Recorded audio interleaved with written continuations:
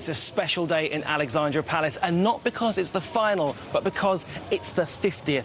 The first took place back in 1975, and in that entire tournament, there were no centuries. Something tells me it's going to be very, very different today. Why? Because they're playing for this. Thank you very much, Mark. The Paul Hunter Trophy. What a trophy that is. And this final features two incredible players. The first in that chair, Ronnie O'Sullivan, bidding for an 8th Masters title, whilst the man in that chair bidding for his first. So in this special 50th anniversary, this final will be golden.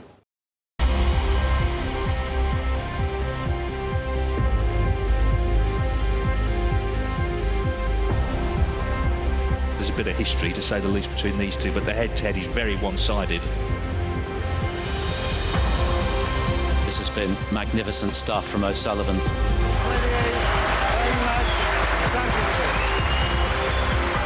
Carter powerless to do anything about it. All right, fellas, just play on, yeah? What a match it proved to be, what drama we had. A huge celebration from a feisty, competitive and courageous player. Got to feel sorry for Ali Carter, who's fought so hard up within 2 frames of winning. Ali Carter reaches his second Masters final next up on Sunday. It's the Rocket. Ronnie O'Sullivan has the chance to play for a record-extending 8th Masters title.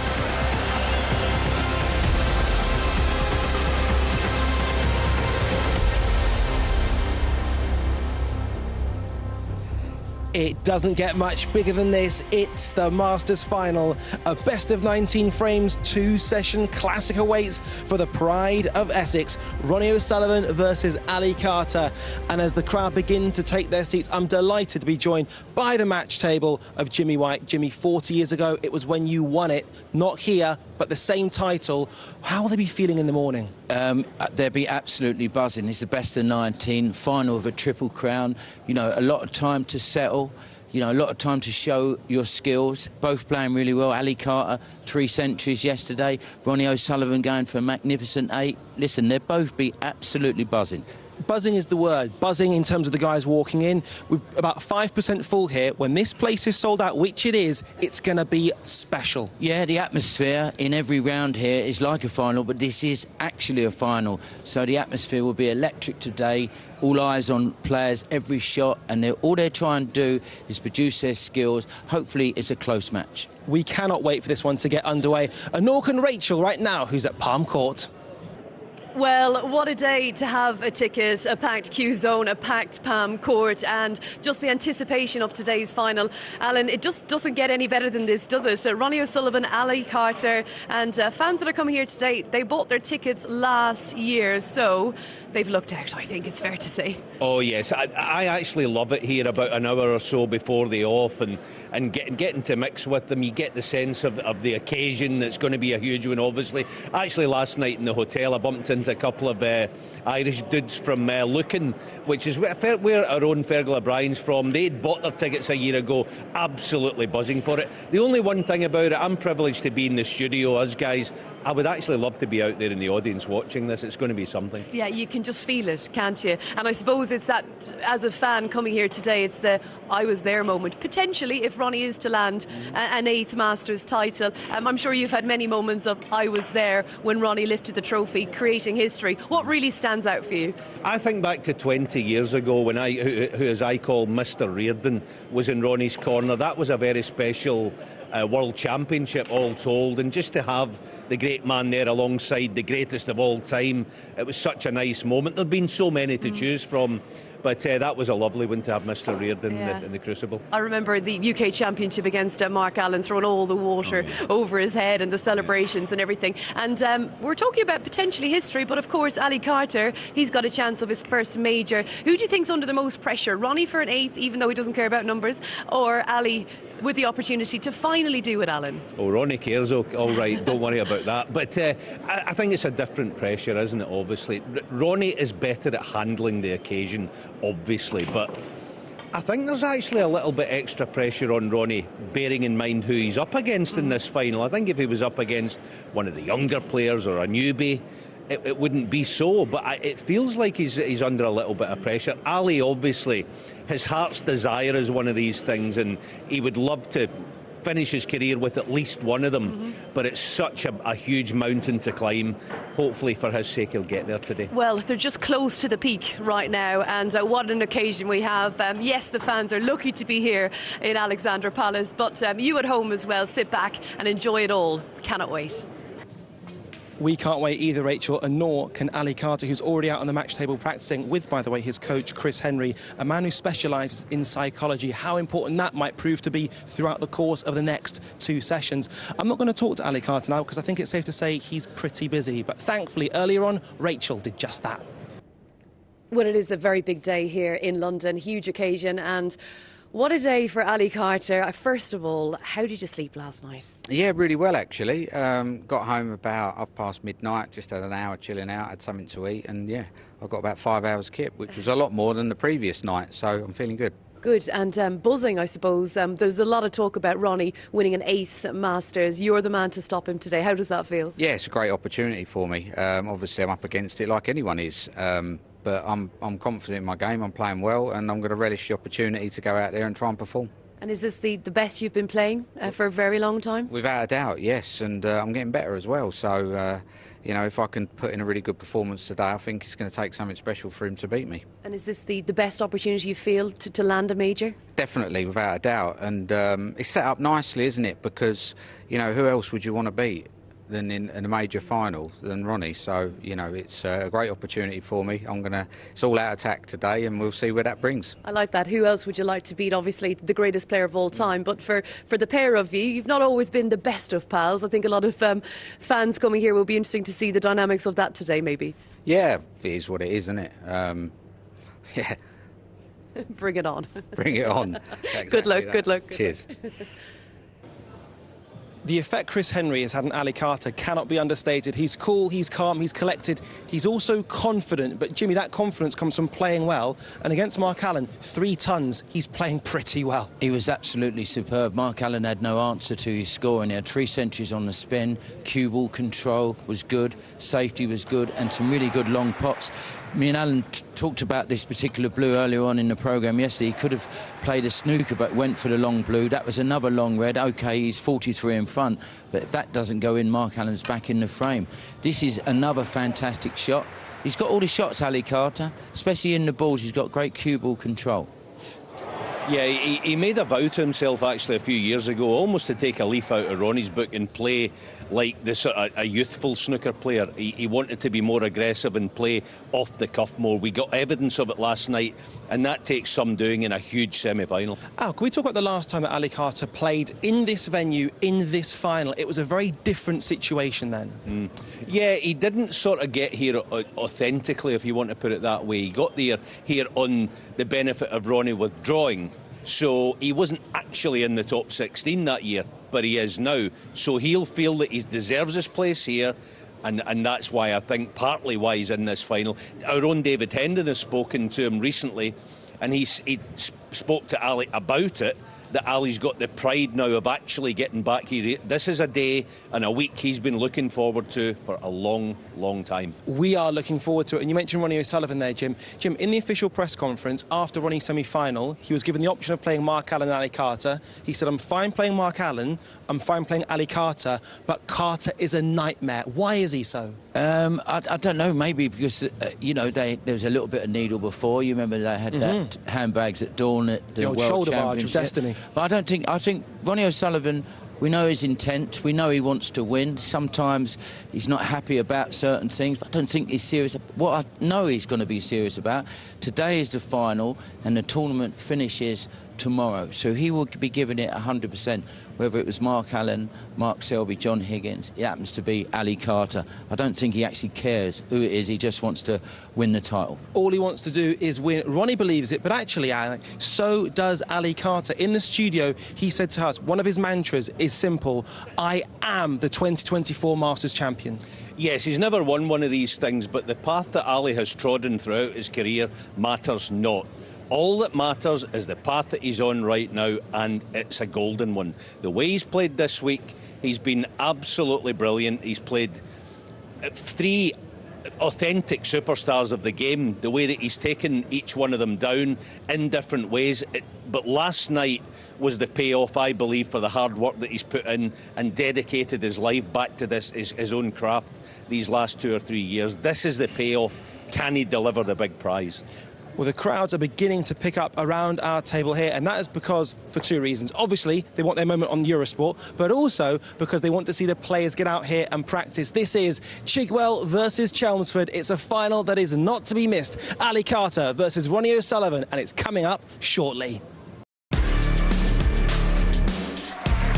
There's no other player in the game who has the sort of aura that Ronnie O'Sullivan does.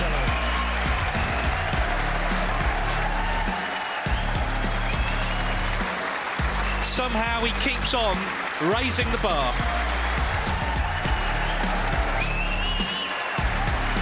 It's more history for the greatest player ever. What a sight. Ronnie O'Sullivan in full flow. Masters champion, Ronnie O'Sullivan. Masters champion, Ronnie O'Sullivan.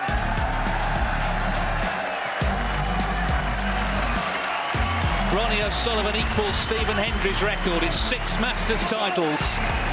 It is a magnificent 7th Masters title for Ronnie O'Sullivan.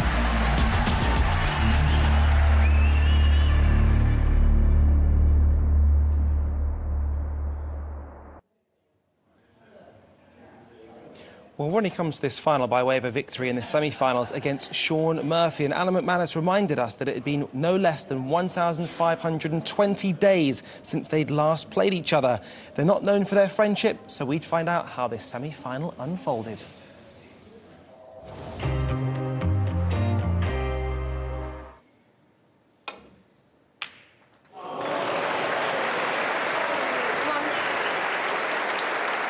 Well, with a new cloth, it's very difficult to not leave a pot on from the break-off shot, and it's costing players, isn't it?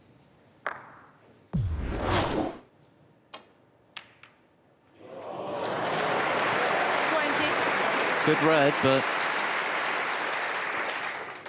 not great cueing.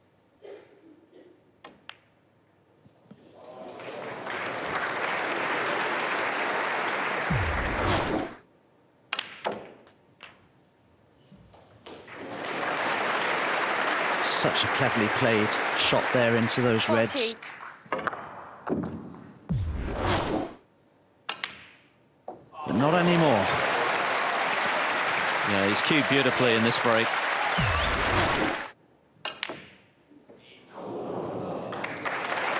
No 86th Masters century for Ronnie O'Sullivan, but that was a classy response to Shaun Murphy's 100 break in the previous frame.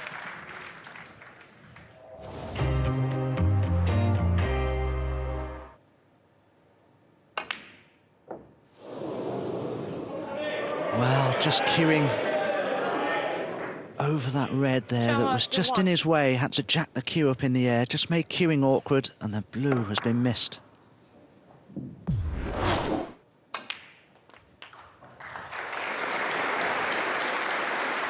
Meanwhile, Ronnie O'Sullivan passed the point of no return. Problems mounting for Murphy, who missed that awkward blue when his cueing was hampered and has paid the price, and now has a Herculean task if he's to turn this around. 71.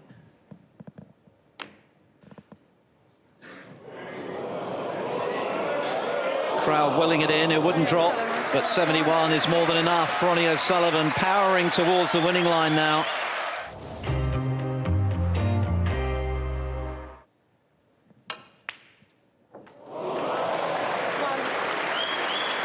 Oh, that's a tremendous long red from Ronnie O'Sullivan.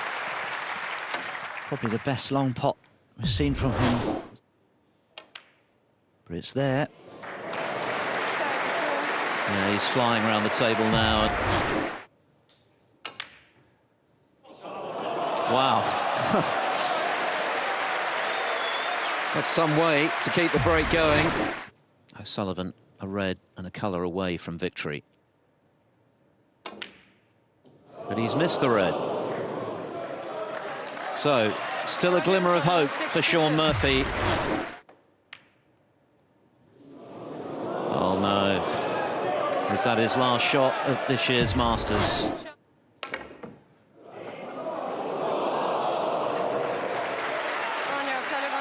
There's the handshake, or the fist pump anyway, for the 14th time in 15 attempts. Ronnie O'Sullivan wins a Masters semi-final and has the chance to play for a record-extending 8th Masters title.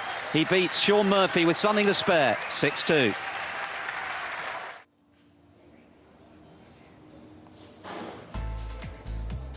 It's nearly time for one of the biggest prizes the sport has to offer. And by the way, this is Ronnie's 14th Masters final. He's won 7 of them, and the last time he won the final was against the oft-forgotten member of the class of '92, the gentleman, Joe Perry. What a start from Joe Perry, a big underdog at the outset against the 6 times champion Ronnie O'Sullivan. A real final on her hands. This has been clinical, hasn't it? This is the best snooker of the final so far from Perry. That was a superb break of 115. Ronnie O'Sullivan didn't get a sniff. And Joe Perry increases his lead after the mid-session interval to 4 frames to 1. That was a great chance, that, for Joe Perry. But what could have been a 4-frame gap is going to be just 2. Well, note this frame down. There's a potential turning point here. O'Sullivan barely out of first gear so far in this final.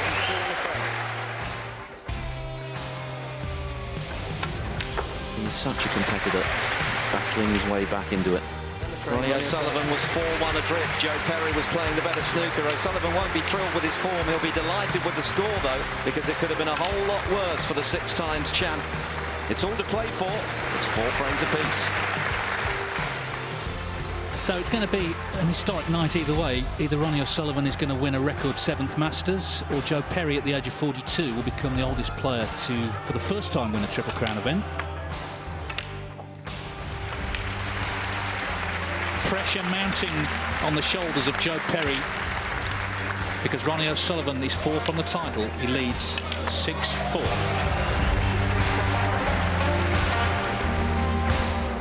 O'Sullivan is just starting to knock a few in. What a great red that was. And he's just sort of cantering towards the winning line in this final. So 4-4 when they resumed after the first session. The Ronnie O'Sullivan has gone off into the distance. 2 frames away now from winning the title. Joe Perry with it all to do as O'Sullivan makes his highest break of this final, an 85 clearance.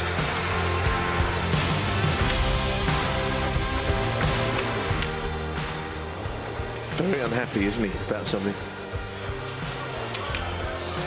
Perry, though, not able to take advantage, and O'Sullivan with another chance. His first century of the final puts him within 1 frame of winning the final. Terrific clearance of 112 from Ronnie O'Sullivan to go 3 clear with just a possible 4 frames remaining. He leads Joe Perry now by 9 frames to 6. Needs help here. Needs help from the brown. Well, that is it, I think. 1 more big shot. He's been made to fight for this, but it is a magnificent 7th Masters title for Ronnie O'Sullivan. The tip comes off, he bites it off, but he's a record breaker in this tournament. 7 Masters titles. I think he's just relieved, though. It was a brilliant final. Could this final go even closer? Well, throughout the week, Ronnie O'Sullivan has never been far from the headlines. Not just what he's done on the table, but some of what he said off the table. And some of that comes from the interactions that he has with the press, or in this case, with Rachel. We'll watch this one closely. 50 years at the Masters this year, 29 of them you've been involved. I mean, does it ever just get too much? It's just like a job at the end of the day, do you know what I mean? Like, when you've been doing something so long, it's hard to get excited by it because, you know, you've just been doing it for so long, you know? So, yeah, just try and incorporate it into my life, really, you know? That's how I kind of view snooker. But it's been such a big part of your life. Pretty much all of my life, isn't it? You know, so I have to sort of get that balance right, you know, between just making sure I'm ready to play, rather than feeling like I have to put in loads of work and practice because I want to win tournaments. Now it doesn't. I'm not burnt up by that anymore. You know, it's just about just going out there and playing enough to think, well, if I get to a tournament and it all comes together, great. If it doesn't, I'm still going to try and put on a decent, you know, as good a performance as I can. You know. Are you fed up with people asking you about numbers and 7? Yeah, I wish I wouldn't even mention that stupid 888. You know, I'm not even interested in it. You know, but sometimes you feel like you've got to say something, and but really, not interested by numbers. You said you wish you were a little bit more enthusiastic this week. Yeah, I wish I could be more enthusiastic about the game and that. I love the game. You know, I'm always curious about this game, and I love practicing, and I love working stuff out, and I'm always trying to tinker, and I'm always trying to work out how can I make this game easier in many ways. So that's what I love. I don't love the circus around tournaments, you know. I like just going in and playing, but all the other stuff, you know, I'm not really into all that. And with you, it's the biggest circus of all, because you've been so successful, and you know, you're probably the most popular snooker player on the planet, and with that comes a circus, and I guess that's a given, right? Yeah, but I don't want to keep feeling like I've got to kind of play up to this circus, you know what I mean? It is what it is, you know. That's why I say it's just a job. I'm not here. You know, my job is to come and play snooker. There's 130 snooker players.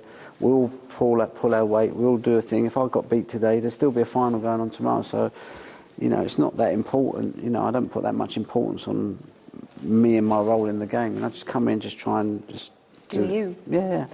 And Ali Carter, there's been I suppose, I don't know what went on with you guys. Obviously Sheffield, when it was Mr. Angry and all of that. You seem to be okay now.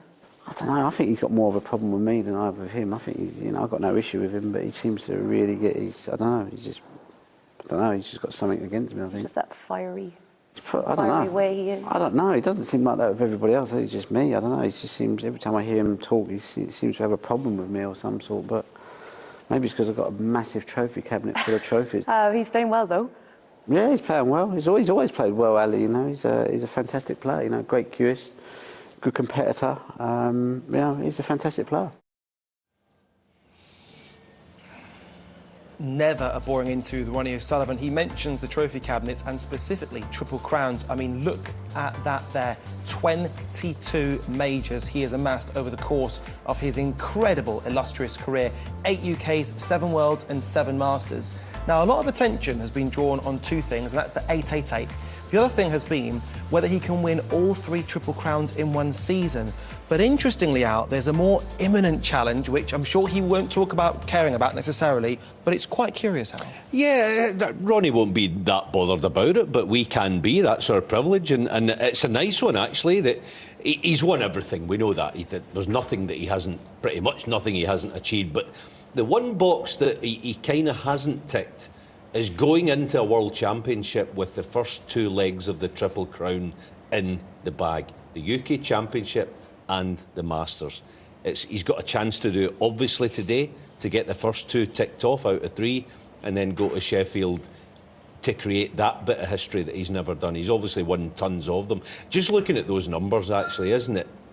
I mean, 22 wins. He's got the same amount of wins as Higgins, Selby and Trump combined. That kind of tells you all you need to know, really. Mm-hmm. It's actually unbelievable. And when you compare it to other sports, most sports have 4 majors. There's 3 majors in snooker, which just adds to the grandiosity of what this man has achieved. Jimmy, if I were to chuck some jeopardy into the equation here, is that we talk about Ronnie O'Sullivan and we almost speak about him going on forever. Well, actually, he's in his late 40s. We don't know when he's going to stop. We don't know when he'll slow down. We don't know how many Triple Crown finals he's going to get to. This may be one of, certainly, the back end of his career. So there is kind of pressure on him to get them while he can. But it's not like football, tennis or boxing. You know, if you've got the desire to practice, which he has, he's always tinkering with his game. He's the fittest guy on the circuit, and he's got that natural talent. You know, make no mistake, he talks about numbers that he's not interested. Like, do you think Djokovic is not interested? He might. Well, of course he is.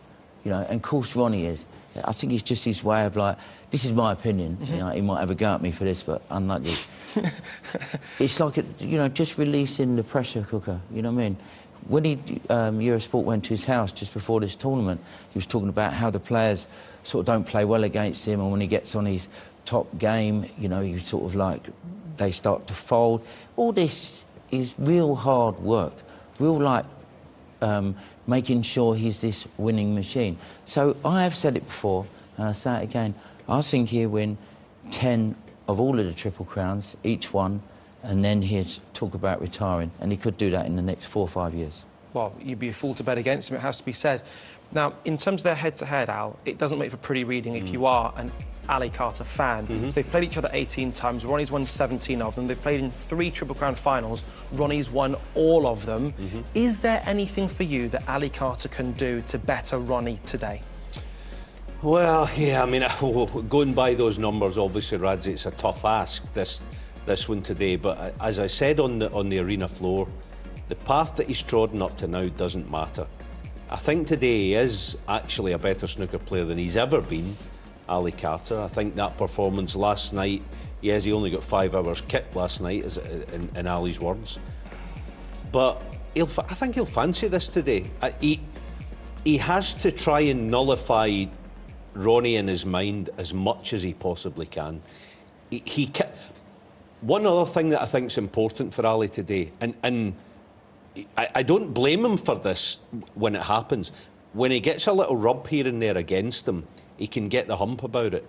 You can't do that. Ronnie doesn't say, oh, sorry about that fluke or that rub in behind the yellow, and I'm sorry about it, my apologies. He ain't going to get that. Deal with it. Get on with it. It's going to happen. You're going to get a few bad beats here and there. Deal with it and get on with it. If he does that and he plays his own game, he can win.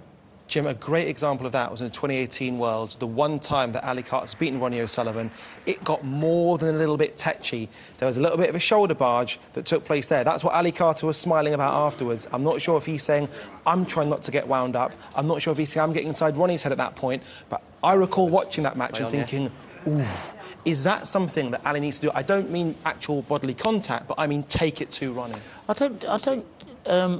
Listen, that's all nonsense. OK, they're both sort of like, you know, screaming. I remember it, but like it was a bit. Cancel that for me. What I'm thinking about, it's about whoever's in the other seat. It doesn't matter who it is. You know, you want to win this title. Unfortunately for Ali Carter, he's playing the greatest player in the world. Now, Ronnie will be under pressure. A couple of these matches in this competition, the first 4 frames, has been a bit in and out. But he had a good session last night. Ali Carter, he had 3 centuries on the spin against Mark Allen. Probably took out the man in form. You know, Mark Allen's been very consistent. But, you know, I expect this to be a real tight match. I think Ronnie will win, but I think Carter has got a chance. But he's got to stay with Ronnie to have any chance. If Ronnie gets a lead, he's going to kick on. And Allen's right. Ali Carter can't get the needle if things go wrong, bad kisses, the odd fluke. Or, you know, like when that Chud Trump snookered him the other day, he dealt with that. He got over that and come through and won the match. I think Chris Henry has worked a lot on his game. But unfortunately, he's got to beat the Rocket, and it's difficult. Well, how well will Ali start? How will the Rocket respond? It's time to find out. It's the Battle of Essex. It's Chelmsford versus Chigwell. This is the big one, so let's hand to Rob the Talker Walker. Please welcome a player making his 4th appearance in a Triple Crown final. This, without doubt, is one of the biggest matches of his life. Reigning German Masters champion, a man of pure tenacity on and off the table, he's the captain, Ali Carter.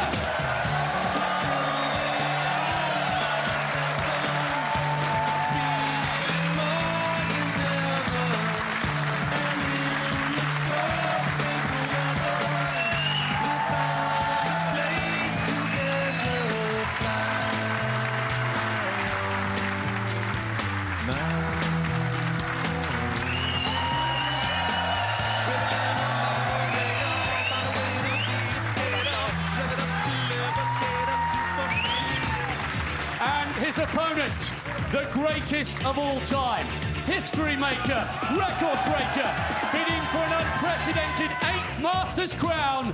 Blink and you'll miss him, the Rocket, Ronnie O'Sullivan.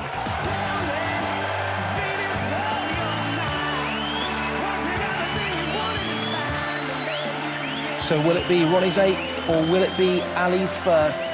It's the best of 19 frames over 2 captivating sessions. It's time to get the action underway as we hand to our commentary team for the first time in today's final of Dominic Dale and Phil Studd. What an occasion. It's a Masters final to savour, and the only way is Essex. Can Ali Carter elevate his career to new heights with a first Triple Crown title? Or can Ronnie O'Sullivan extend his own record and make yet more history with an 8th Masters crown? We're about to find out. The crowd are expectant. 19 frames. 10 the target for the title and the Paul Hunter Trophy. Absolutely packed, as it has been from ball one here at Alexandra Palace. Tickets on sale this morning for next year's Masters, and you can be sure they'll be snapped up very quickly. Ronnie will not be hurried. Yeah. Cheers. Thank you. Carter looks in the zone. Here we go.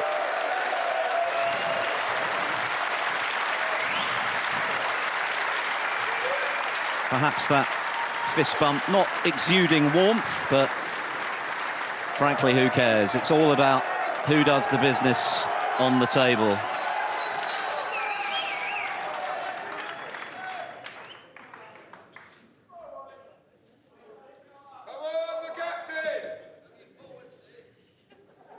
We're all looking forward to it.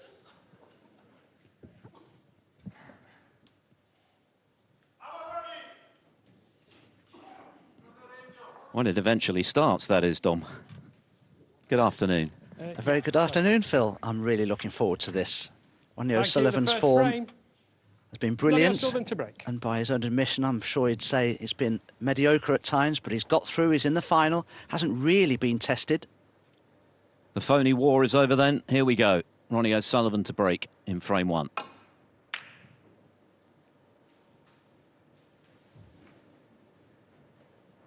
I really do think Ali Carter is mentally as good as he's ever been in his career. Showed terrific resilience in beating Judd Trump 6-5 in the quarterfinals when he looked down and out. He must believe that he can finally win a Triple Crown event. You could certainly make a case for Carter having been the player of the week with the way he's played. He's made 6 centuries, 3 of them, of course, back-to-back last night in another tremendous win. This time it was Mark Allen, previously, of course, Mark Williams in his opening match, and then from being a ball from defeat, a superb comeback against Judd Trump. He's done it the hard way. Not that there's an easy way at the Masters, of course, because we're talking about the best in the business. And for Ronnie O'Sullivan, who knocks in the first ball of the final, well, it feels as though he's played within himself, really. He hasn't touched the heights, but he hasn't had to. That's the point. Saw off a comeback from Ding in his first match, and then dispatched Barry Hawkins and Sean Murphy, who had chances to make the match closer but couldn't quite make them pay.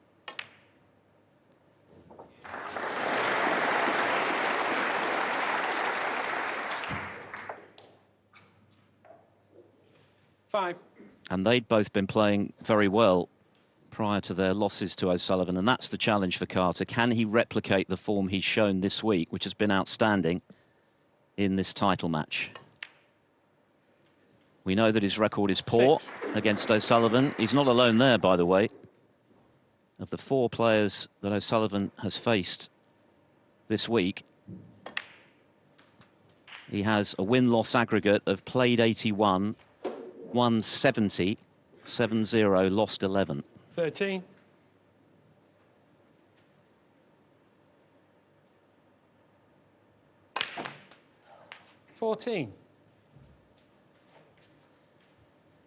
Chance here to just nudge into the reds. Doesn't need to play it too powerfully. Oh, goodness me, that red nearly found the left-hand centre pocket. But at first glance, Ronnie doesn't have an easy red to attempt here. The red nearest the green pocket probably favourite.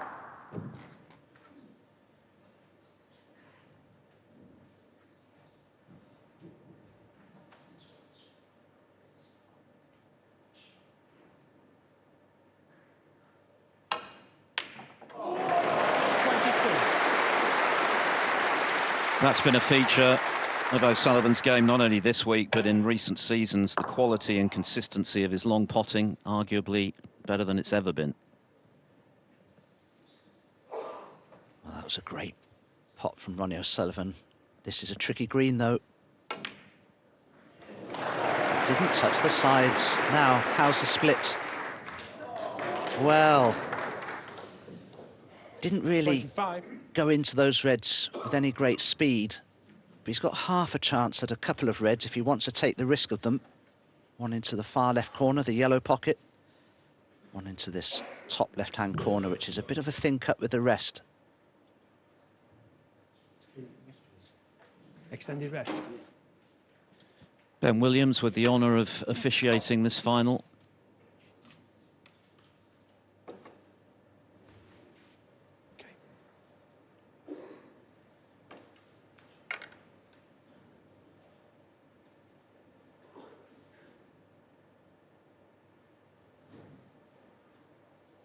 Very close to this red. That was the problem.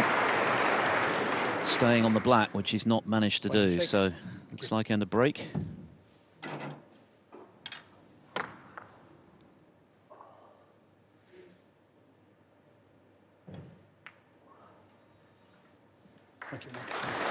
An early feel for the conditions for Ronnie O'Sullivan. We saw Ali Carter ahead of this final with his coach Chris Henry, just knocking a few around, as of course the players are allowed to do here at the Masters, getting a feel for things himself.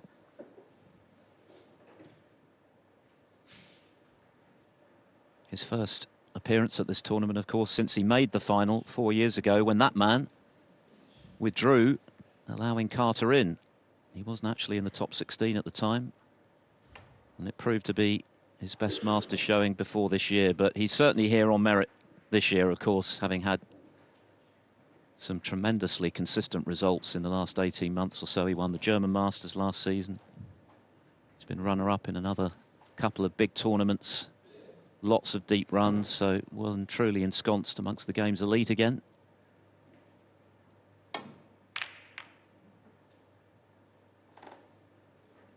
Very important safety exchange, this, between the two players. The reds are in open play. There isn't really a ball safe, so whoever gets in here will expect to score heavily in spite of the pressure they must both be feeling.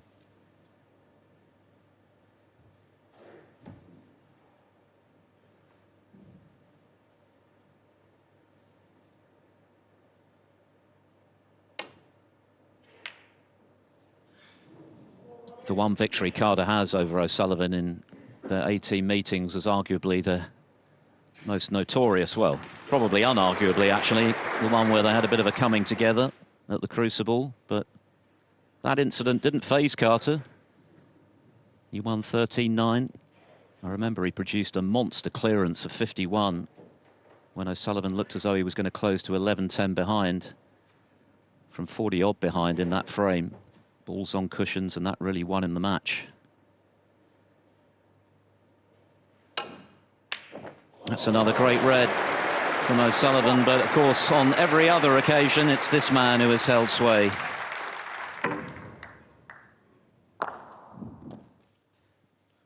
Managed to get a terrific amount of backspin on the cue ball there to stun right across for the black. And this is the perfect start from Ronnie O'Sullivan's point of view. Hasn't missed a pot yet.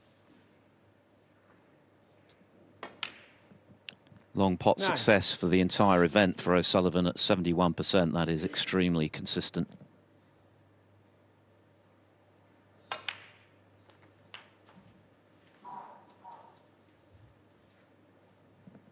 Sean Murphy 16. Certainly threatened on a couple of occasions yesterday. He made 2 century breaks, 17. including the one in the 5th frame to close to within 1 frame, but that was the catalyst for O'Sullivan to just raise his game, pull away to victory.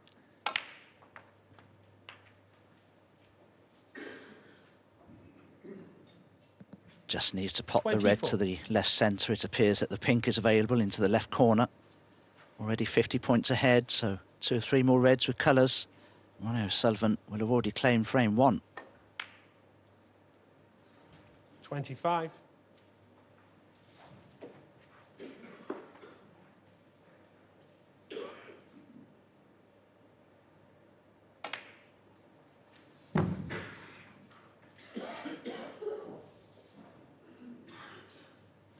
$30.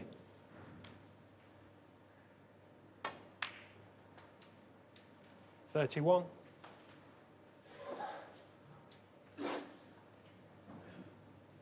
Perhaps expected the cue ball just to run on an extra couple of inches there. The red he wants to guarantee being on, I suppose, is the one to the right centre.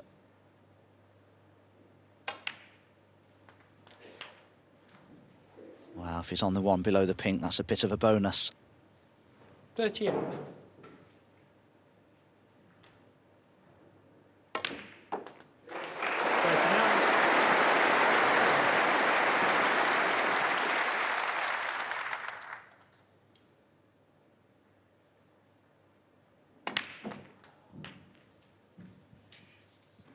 Youngest ever Masters champion when he beat John Higgins 9-3 back in 1995 when he was just 19 years of age.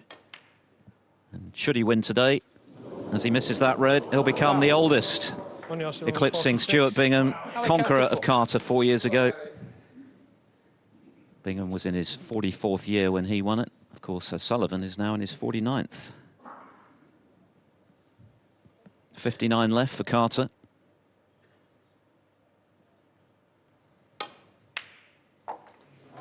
And even if he can't turn this frame around, it wouldn't hurt to have a few shots.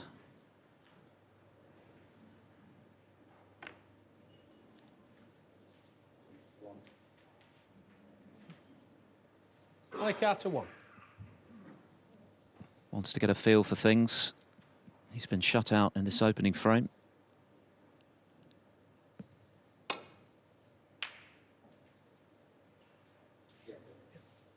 Frame conceded. But now Carter concedes. So Ronnie O'Sullivan with a clinical opening frame. He did run out of position at one stage, but he was cueing very well, knocks in a couple of long ones and takes the first frame of the final.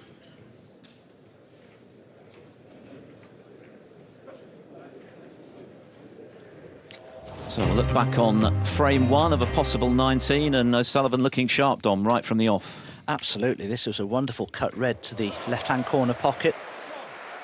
And landed nicely on the brown to the right centre. Had a good angle on it.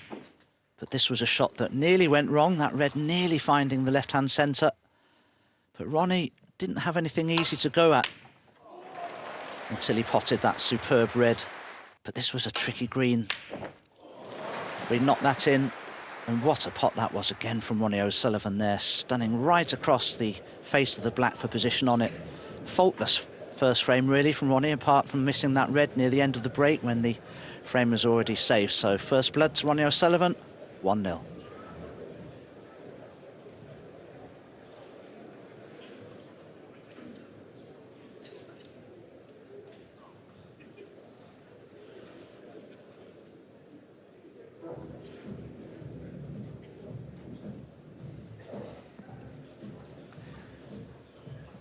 Ronnie O'Sullivan chasing a 23rd Triple Crown title this afternoon, stroke this evening.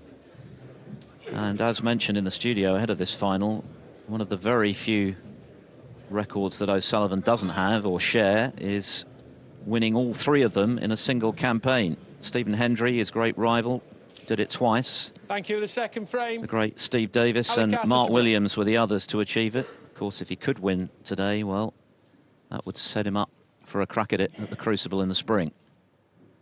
But an awfully long way to go.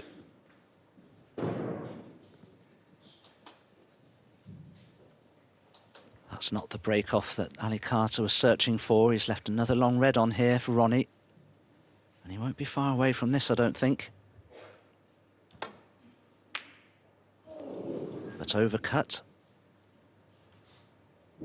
And run of the ball, of course, in any snooker match you play is important. Ronnie could easily have left that red on once he'd missed it, but he hasn't really.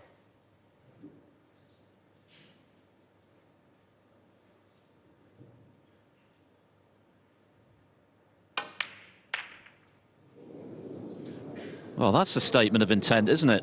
Opening up the reds all over the shop. He did say to Rachel in his chat ahead of this final that it was going to be, in his words, all-out attack. He was true to his word there. Well, that's the sort of shot that players used to play a lot of in the early 90s. You know, the time I turned pro, playing bulk colours into the reds and opening them like that.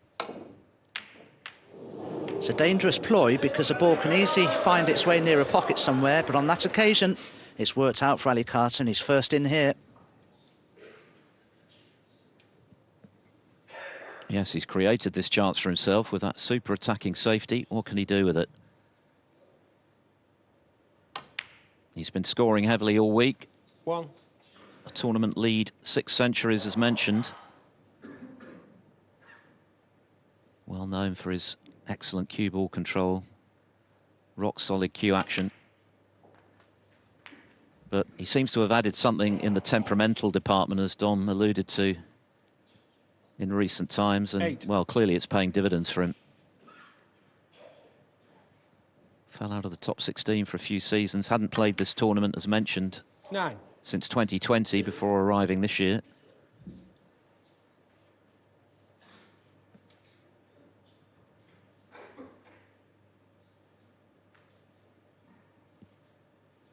But he's 8th on the one-year ranking list, so well set for all the upcoming Players Series events, including the World Grand Prix, which gets underway tomorrow in Leicester.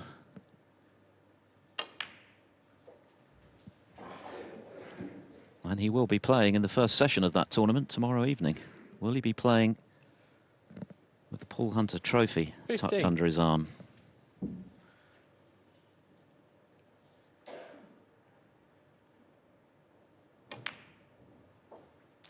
$16.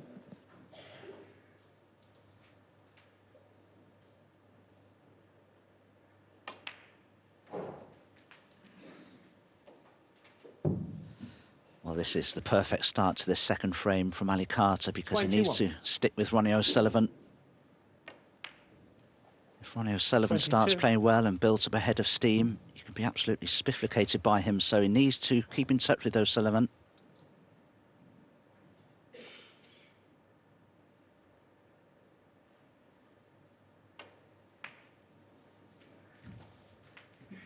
Yes, he looked and sounded confident in speaking ahead of this final. Of course, no 27. one is more aware than he is that his record against O'Sullivan is poor, but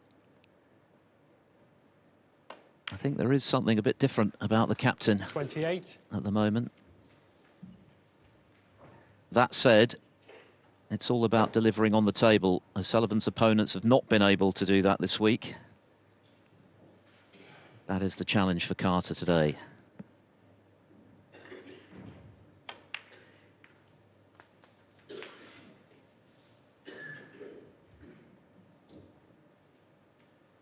$35.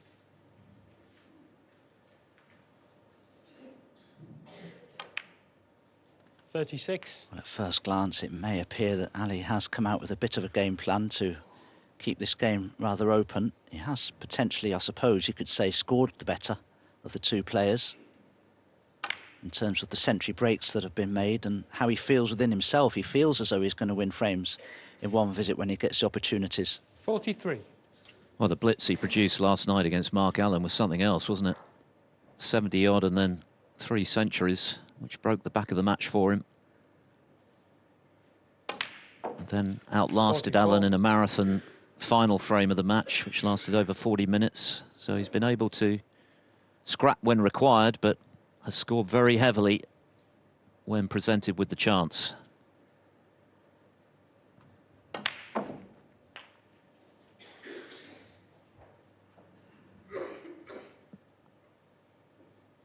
$51.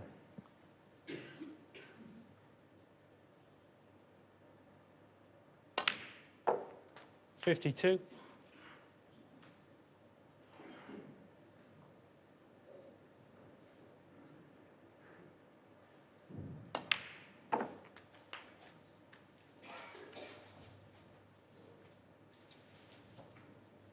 O'Sullivan took up the challenge after 58. Carter had spread the reds everywhere, but couldn't knock one in, and this is the result. 59. Barring something unforeseen, it's going to be one each. This frame has only been going a shade under 6 minutes. So often in big finals like this, things are a bit nervy, edgy, tense at the beginning. It can get scrappy. Well, 66. no sign of that so far.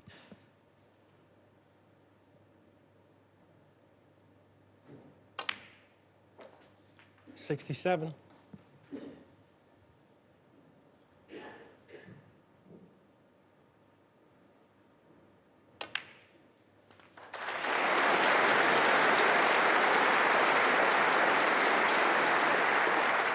$74. And this has got to be a huge boost for Carter early in this final. One of his challenges today, overcoming the psychological scars of previous losses to O'Sullivan. So a swift start. 75. Very important. He didn't get a chance in the first frame, but he showed real intent at the start of this one in splitting the reds as he did. That's not easy to do when you're playing O'Sullivan, but it's paid off handsomely. I'm sure with Ali Carter working so closely with Chris 82. Henry, who's wonderful in terms of the psychological aspects of sport, I'm sure he's viewing this final as a bit of a 83. new dawn, really, in his career. At the age of 44.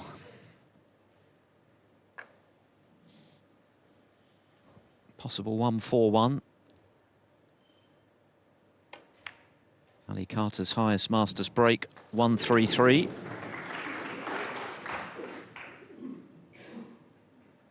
$90.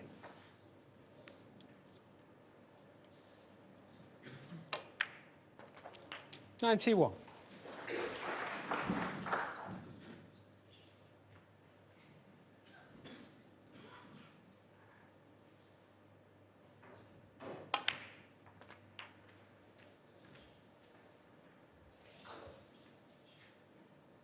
$98.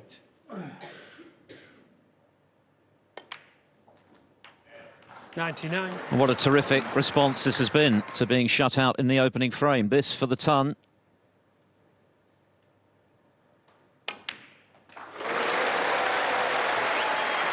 What a final we have in store today, if this is anything to go by. Both players bang up for this. No Masters high break, but a century, and the manner in which he did it, significant, I think. That's a message to O'Sullivan, which suggests Carter thinks, I'm not afraid of you today. It's one each.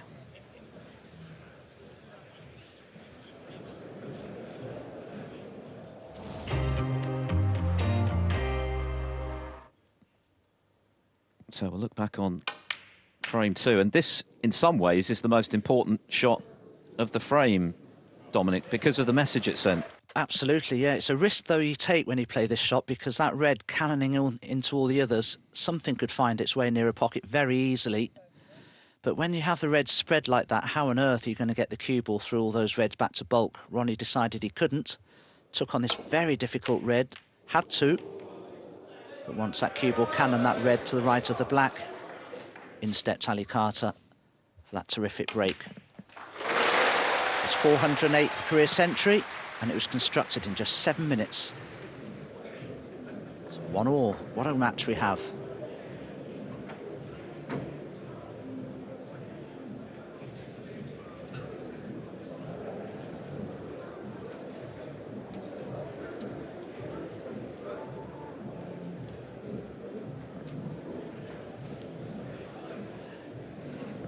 What a start to the Masters final. Ronnie O'Sullivan looking razor sharp in the opening frame. Ali Carter responding with a century. His 14th here at the Masters after electing to split the reds open in playing safe.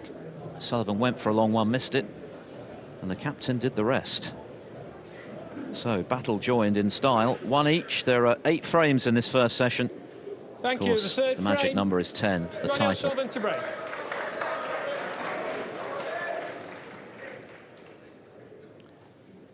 Frame number 3. The 7 times champion to break.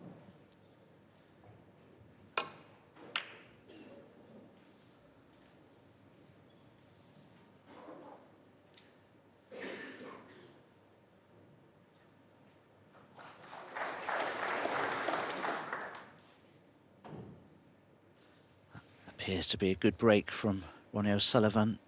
I don't think Ali Carter can get through to the potting angle of the red nearest this right corner. So if he plays a safety here off the pack of reds, or even the red that's just below the black, he'll have to be very careful of those 3 loose reds left and right of picture. He doesn't cannon into them on the way back to bulk.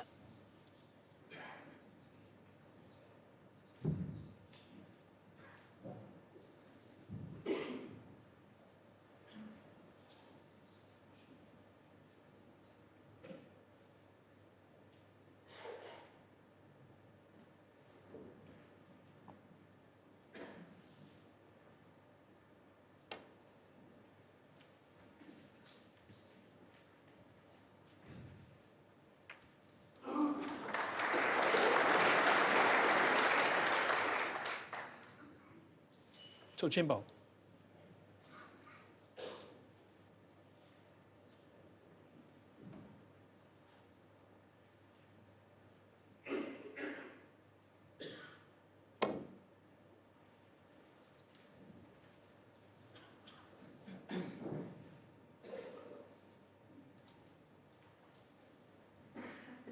Given the way both players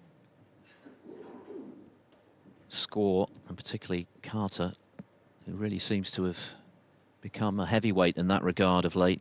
The power of his scoring, we saw that against Mark Allen. The safety aspect today is going to be very important, clearly. We know O'Sullivan is very adept in that department, as he is in all others, but Carter as well, very good tactically.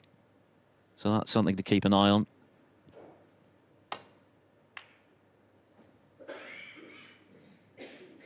Oh, he didn't want the middle pocket jaw. That's a mistake. Chance for O'Sullivan. He struck it very well, actually. He's just a little unfortunate that the side spin he had on the cue ball caused it to ricochet off that top jaw. So a chance for Ronnie O'Sullivan to establish command of this third frame, but hasn't played the best positional shot there.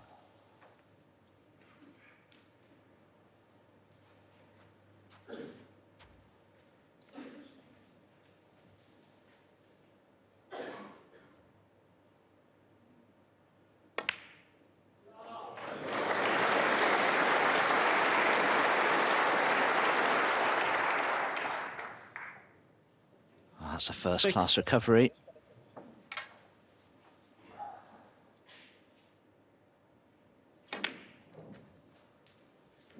Thank you. Sam.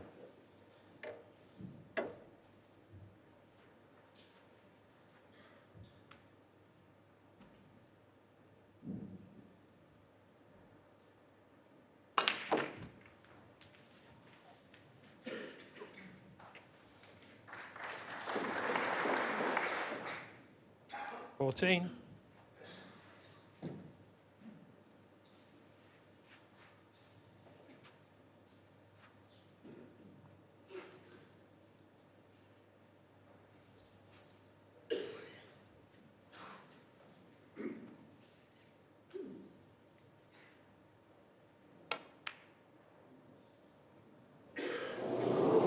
Ronnie O'Sullivan, 14. Not an easy road for sure. O'Sullivan decided to go for it, just over cut it on that occasion. He has covered it. No, I'll get it off.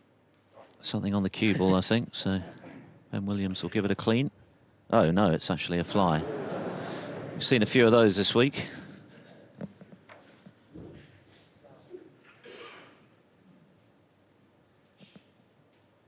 It's an easy swerve to pop the red over the pocket, but the problem is, it would probably mean he wasn't on a colour. This one's obviously very tight to the left centre.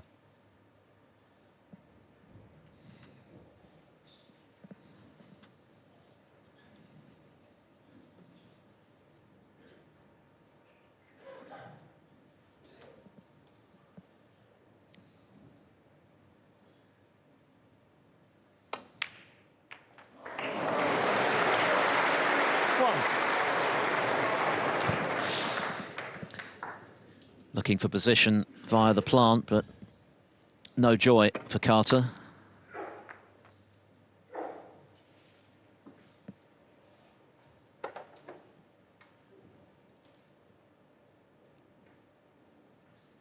Ali Carter 1.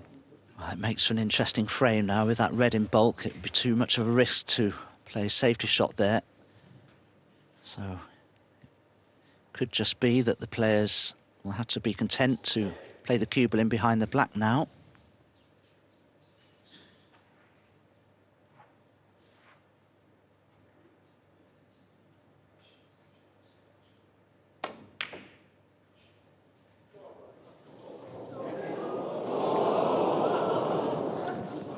Saw him take on a double and get it at the back end of his victory over Sean Murphy yesterday. No success on this occasion for O'Sullivan, and he's left Carter in. 1. Yes, played the double, nearly got the treble, but he was unfortunate to suffer the double kiss. That's given Ali this opportunity.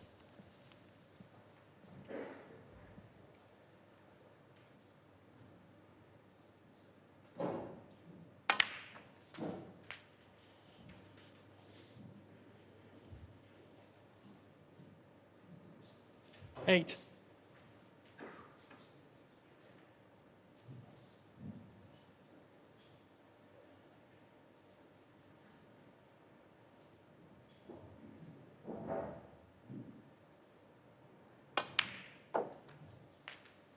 Nine.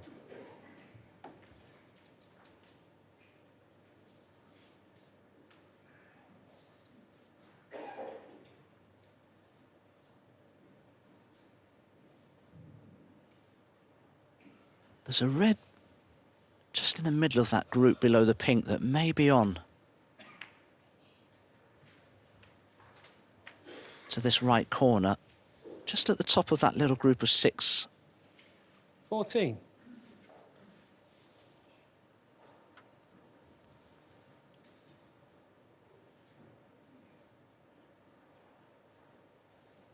And he definitely has a chance to cannon the red that's near the right centre into a possible position here if he wishes.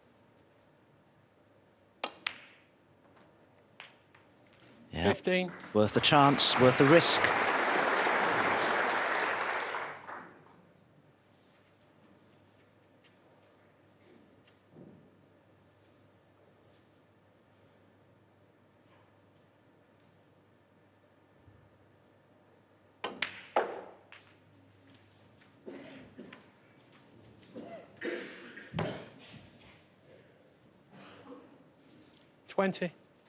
Yes, didn't want to cannon the yellow there, Ali. This red is still a cuttable red, but it's thin. And he'll probably be looking for an angle on a colour to go into the reds possibly here.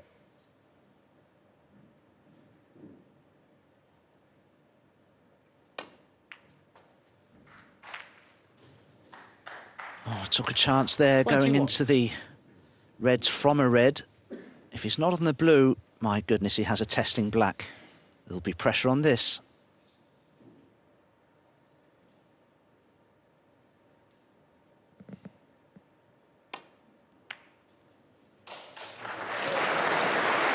He's very obviously playing with a lot of belief about the state of his game right now, Carter. 28.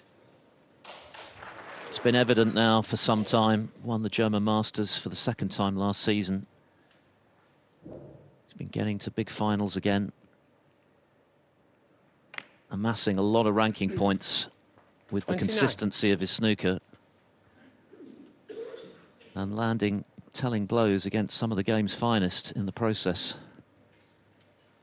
But to not only win this title, which would be, of course, the biggest of his career, but to win it against O'Sullivan, well, that would be the cherry on the cake for the captain. 35. 36.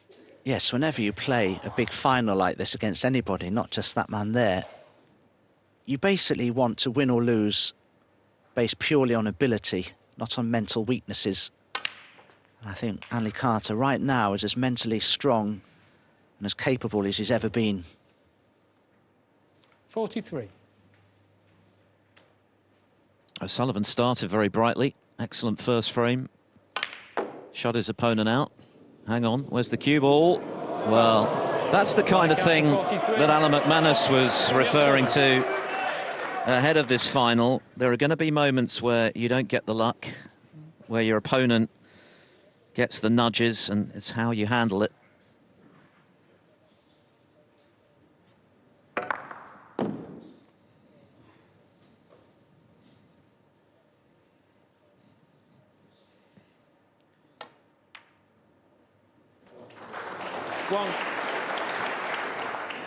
Played that a little gingerly, Ronnie O'Sullivan. Didn't really fully commit the position on the green, and he's shaping up to take this blue on. This is a big shot. Could win or lose this third frame. Oh, brilliant, brilliant. Well, it bears repeating. 6. You can have a debate all day long about whether O'Sullivan was at his best when he was annihilating the opposition as a junior, or whether it was during the early noughties, the mid-noughties, earlier in this decade or now. But I think his long potting is as good, if not better, than it's ever been.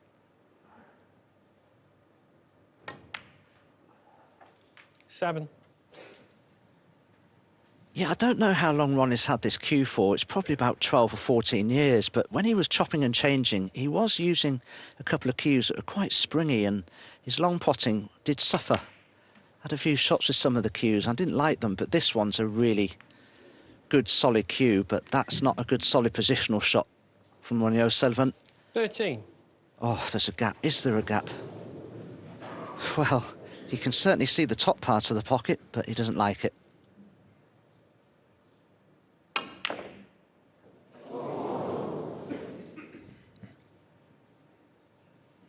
Ronnie O'Sullivan, 13. He made the point after he beat Murphy yesterday that if he feels as though he should have won a frame and he runs out of position, he's not going to hold back in taking on the odd audacious shot to try and keep it going.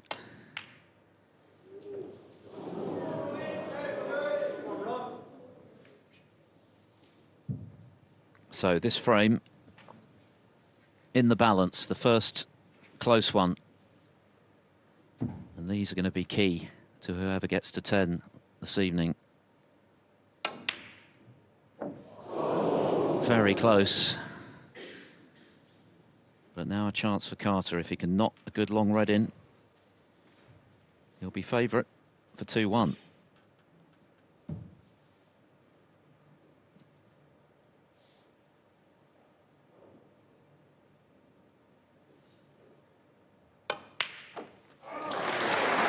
Terrific pot. The frame very much in Carter's hands now.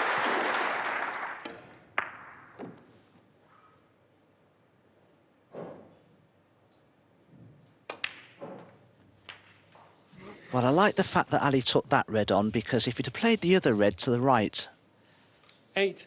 the chances are the other two reds would have covered each other and he would have taken some pressure off the shot. But he played the shot that appealed to him most.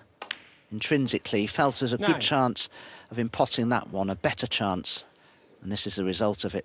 What a chance to take the lead.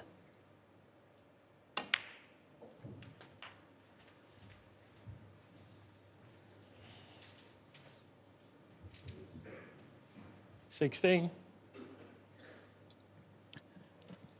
Only needs this red. Doesn't have to worry about position.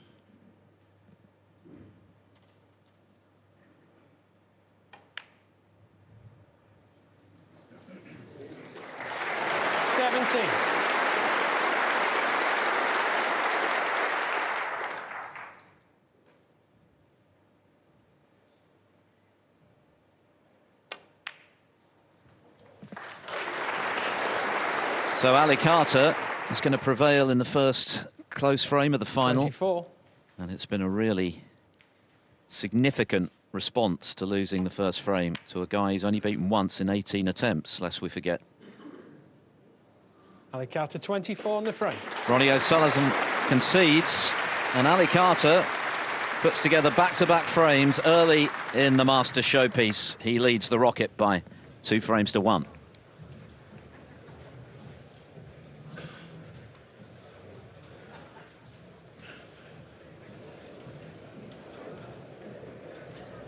Well, it's certainly living up to billing, isn't it?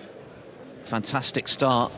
Ronnie O'Sullivan throwing down the gauntlet in the opening frame, but Ali Carter picking it up impressively in frames 2 and 3. That was very close, but it was a terrific red, wasn't it, Dom, that Carter got in with? Yes, now this was the riskier of the 2 reds. It was stunning across the face of the pink there for position on the black, but you can see the red below the pink is potable. Now, if he'd have taken the other red to the right corner, he would have covered the other 2 reds up, but he played the shot that he wanted to play. He wasn't thinking negatively, and I like that in Ali Carter. And you can see that he has a very positive mental attitude here this afternoon. And if it continues, we could be in for a wonderful final here.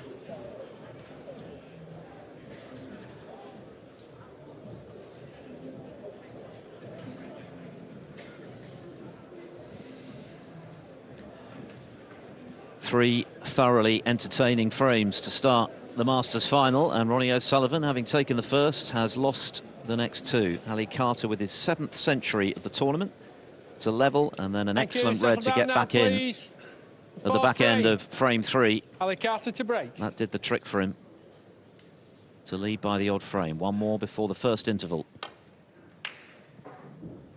Very promising start from the underdog.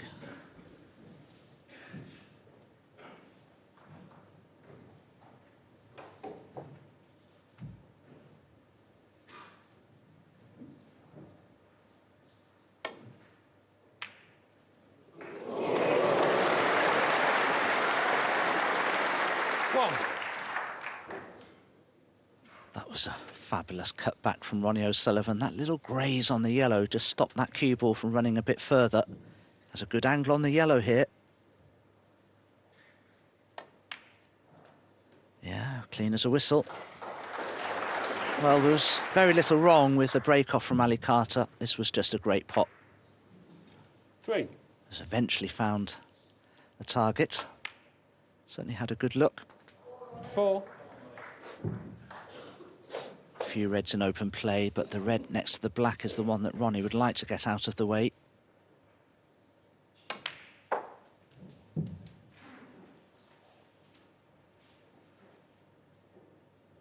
Nine.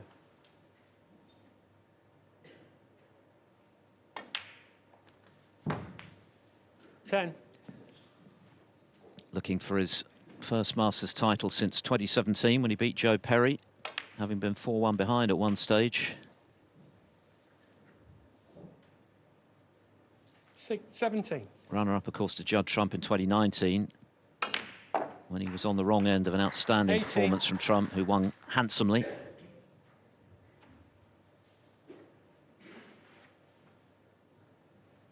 A little bit of pressure on this one, quite high on the black.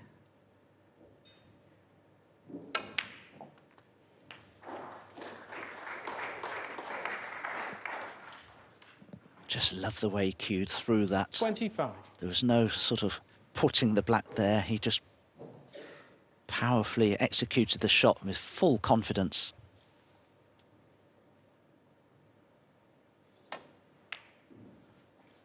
$26.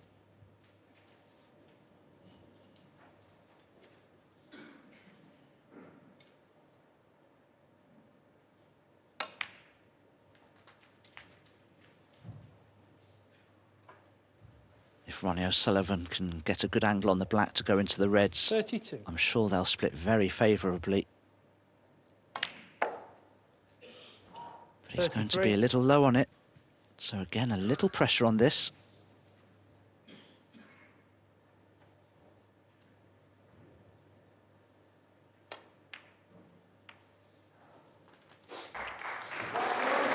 And because he was so low on the black, he didn't go into them, but he'll have to now with the angle he has on this next red.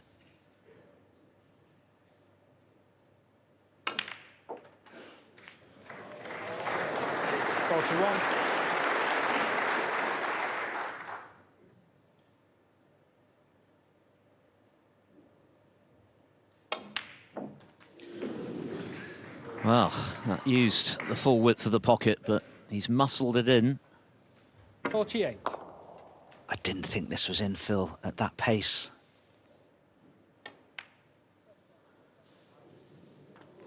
49.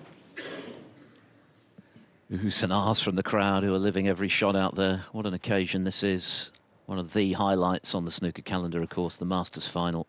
Wonderful venue, great crowd, great atmosphere. And so far, a terrific final. Both players seem very keyed up for this one. We know about their rivalry, their history, not always friendly. 57. But certainly spicy.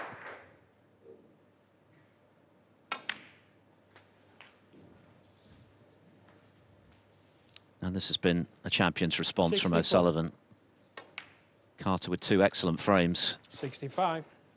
O'Sullivan straight back into the saddle.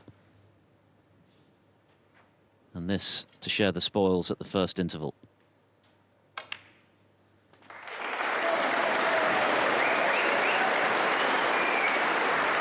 72.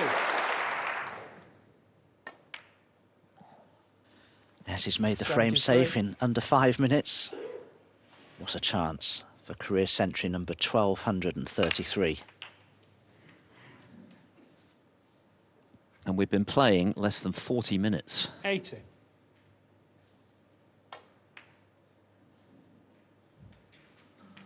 81.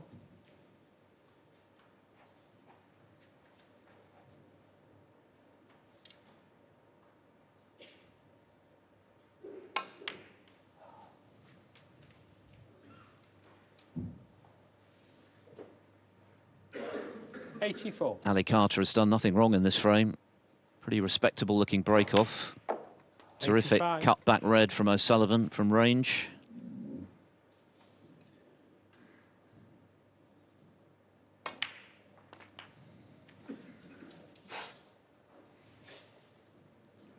And now closing in on an 92. 86th Masters century. That's almost twice as many as the great Stephen 93. Hendry, 6 times a winner himself, had in this event. Extraordinary.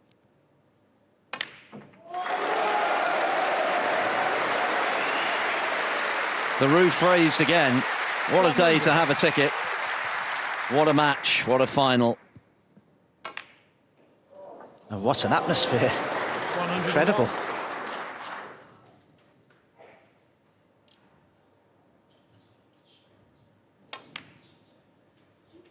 This has got to be one of the most engrossing starts to a Masters final in the 105. recent history of this 50-year-old event. Absolutely 107. compelling stuff. Neither player taking a backward step. Both hungry to lift the Paul Hunter Trophy. 110.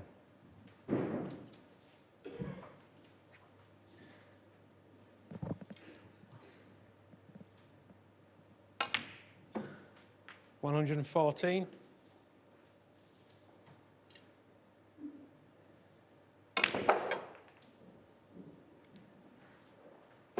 119.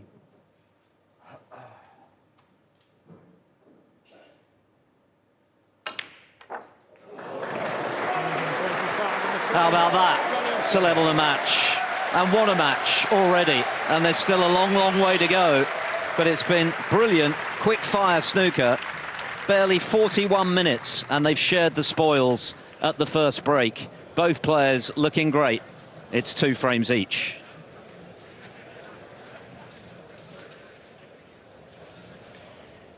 This one is perfectly poised to go all the way. 2 frames apiece, a captivating 4 frames there. I have to say, Ali Carter is no alien to the final frame decider, as he saw that in the semi-finals against Mark Allen. And what a semi-final that was.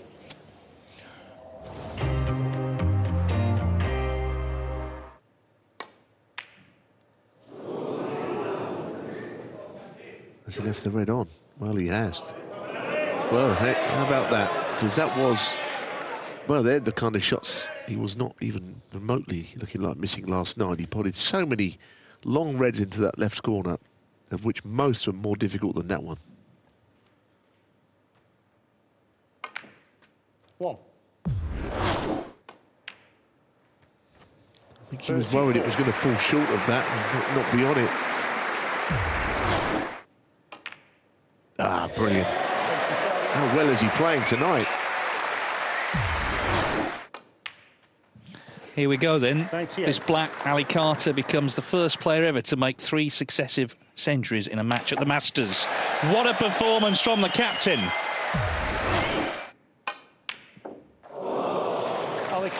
Well, he made the ton, doesn't matter about the yellow. 105 to follow, 100 and 101, a sensational spell of scoring.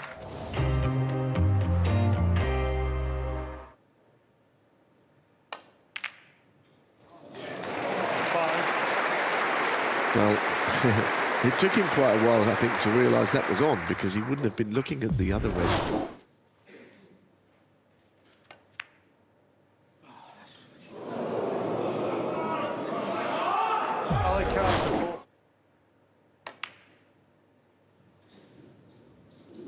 Yeah, it was never there. You could see that. He dragged it onto the right jaw, and that's the end of that. That's never going in.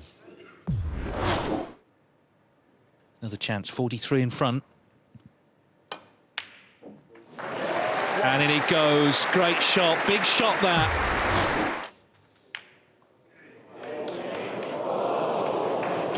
So, a very interesting frame again. It's gone to Ali Carter, so he just holds off the Mark Allen comeback for now.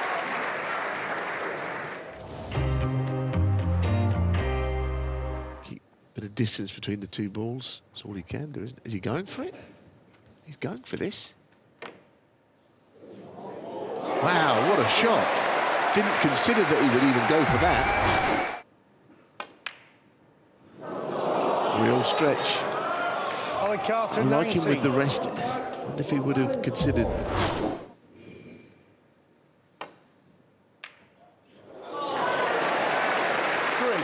Well, you're right, it wasn't easy, but he found a way of knocking it in. That's as far as he could have got. So now, as you say, it's now battle of the blue. And he's got it. Well, it's been one of the best weeks of his career, I think. You put the 3 performances together. Ali Carter reaches his 2nd Masters final. He played superbly again.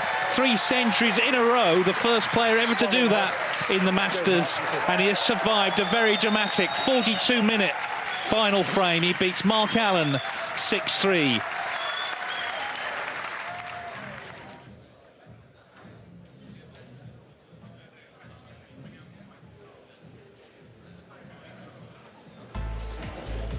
Well, what a final this has proven to be. Ali Carter, the confident man throughout this tournament, faces an old foe that he's only bettered once in 18 matches. And in their 3 Triple Crown finals, he hasn't won a single one of them. But you'd have absolutely no idea of that based on what we've just seen.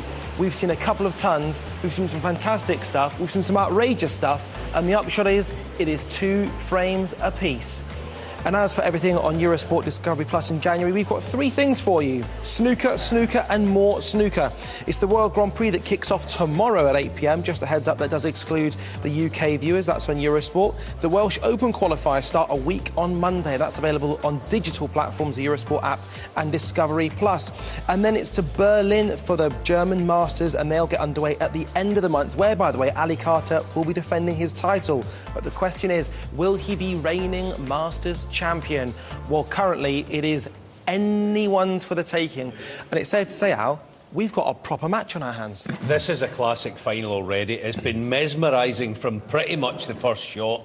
There's so much more going on out there than just the shots themselves.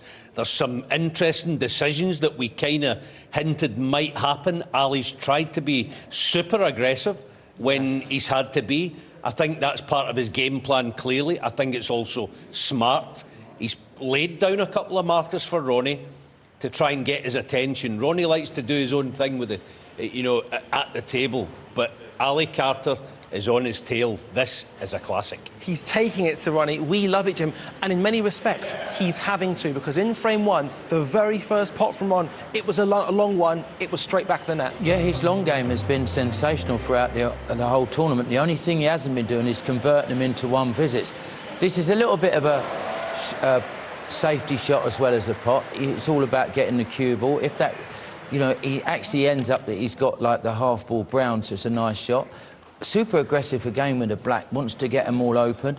Then he pots this long red into the green pocket, tries to screw back, only screws back maybe a ball, wanted to come back another half a ball, but potted the green. Another great long shot on the black. You know, real, as Ronnie O'Sullivan always does in most finals, settles straight away, gets on the board, one visit, 1-0 Ronnie. So how does Ali Carter respond? Al, you mentioned super aggression. What a statement of intent to go into the pack and just split them like that.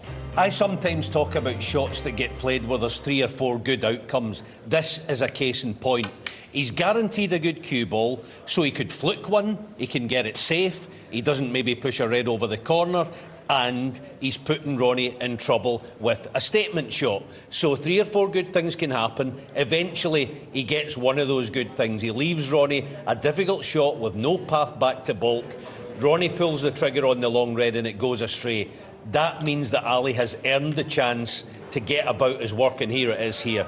He's no path back to baulk, so Ali will be coming to the table there thinking, lovely. I love it when a plan comes together, and then he puts it together, and he puts it together beautifully with a century of his own. He's no stranger to those in the last 24 hours or so. Correct, Jimmy. It was a brilliant break that was built in the end. Can we look at the way the reds were split? Because that's a shot I've seldom seen in snooker. Yeah, as Alan said, what he's actually doing there, he is guaranteed a good cue ball, and the reds are not going to come back down the table. So what he does is just basically, you know, I thought for a minute that he was actually going for this red. But, you know, he just plays straight into the pack. You know, the other thing about it, Radzi, against other players, Ali Carter might not have played. He might have gone for the pot, Jim. Yeah. He's trying to put something in Ronnie's mind. I'm not frightened of you. And just for clarity, Jim, where does the cue ball need to go for it to be a good shot? It needs to go anywhere behind the baulk line. The nearer to the cushion, the better. But, you know, he could have actually left the red over the old. Ronnie did have a shot at the long red, but as Alan said, there was no path back to safety, so it put a lot of pressure on the shot. I thought he was going to pop the red into where you're standing, Radzi, but he just played the safety shot and split the reds. The other good thing about the way he played it, Radzi, the fact that he's meeting the top of the pack from this side, it's very unlikely a red's going to come back up table near the cue ball, so it was smart, wasn't it? Yeah, it was, you know, it worked out brilliantly, because when he got in, me and Alan said he needs to pop these first 3 or 4 reds and colours, which were really easy, settle him down. And Ali Carter settled into the match brilliantly, because not a lot of players do that against O'Sullivan. They're all like, you know, trying to weigh up the situation. But Ali Carter's well in the match, yeah. Al, had he fluked the red, what would have been his options then, given where the cue ball finished? Well, you've hit the nail on the head. Options, it's 3 or 4 good things again. He can roll in behind green nice and tight with the reds everywhere. If he fancies it in the moment, he can push the yellow down here safe somewhere and pretty much guaranteed, welded to the baulk cushion, Ronnie's in even more trouble. So he did have options. He could even have maybe taken on the brown had they fluked a red. So it was just a brilliant percentage play. It's been a brilliant game. And then in frame 3, Jim, Ronnie had asked the first question, Ali asked the second question. In frame 3, Ronnie answers and, dare I say, pushes the boat out a little bit too much. Yeah, but listen, me and, like, we can't believe where he's finished there. You know, that is a real poor shot from O'Sullivan. Now, this double is in pure frustration. You can't do that. You know, Ronnie, that will cost him the final if he keeps pushing the boat out like that. Lucky enough, he got away with it. He got another chance, but he didn't convert it. And Ali went on to win the frame. You know, Ronnie's lost the position. He should have just, like, OK, gone back to putting Ali in trouble. There was a bit of a bad move for me, but Ali Carter once again gets down, plays a difficult red, full of confidence. Al, there aren't many players in the world who can do what Ronnie did in the 4th frame, which is put that to bed. You're 1 up, you're now 2-1 down. I'm just going to bang in a ton for fun. that shot, the risk that he took, the cross double, back double into the middle pocket, it's almost like he gives himself licence to play those. So the fact that he's got licence to play it in his own mind, he can then put it to bed, as you rightly say, Radzi. Then Ali breaks off, he leaves the half ball around the back of the black, in it goes, and all of a sudden Ronnie's back into business, back into his work. And that's another gorgeous little cannon. Just spread the reds open. This a black that followed it almost went astray, but almost isn't enough, and in it went, and the rest was, what, 1-2-5. So, Jimmy, you're Ali Carter, you've started with super aggression, and it's worked, but you still are level pegging against Ronnie.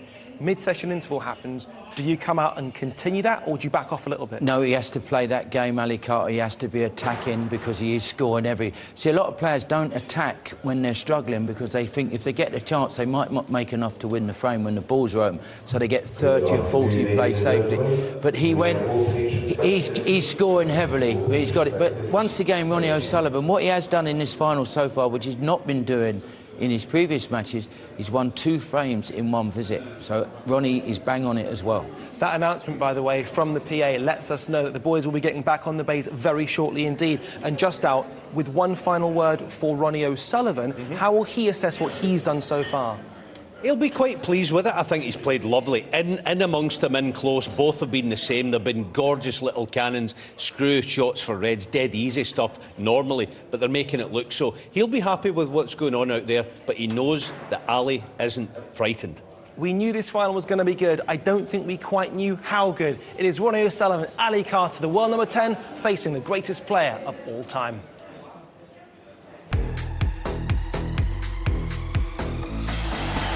For the 14th time in 15 attempts, Ronnie O'Sullivan wins a Masters semi-final and has the chance to play for a record-extending 8th Masters title. Well, it's been one of the best weeks of his career, I think.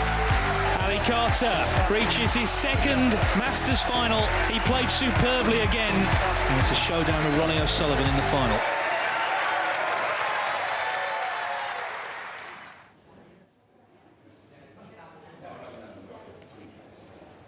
A fairly novel experience for Ali Carter being in a Triple Crown final. It's his 4th. As for Ronnie's, well, they're countless. His last one was the UK Championships in November against none other than Ding Junhui.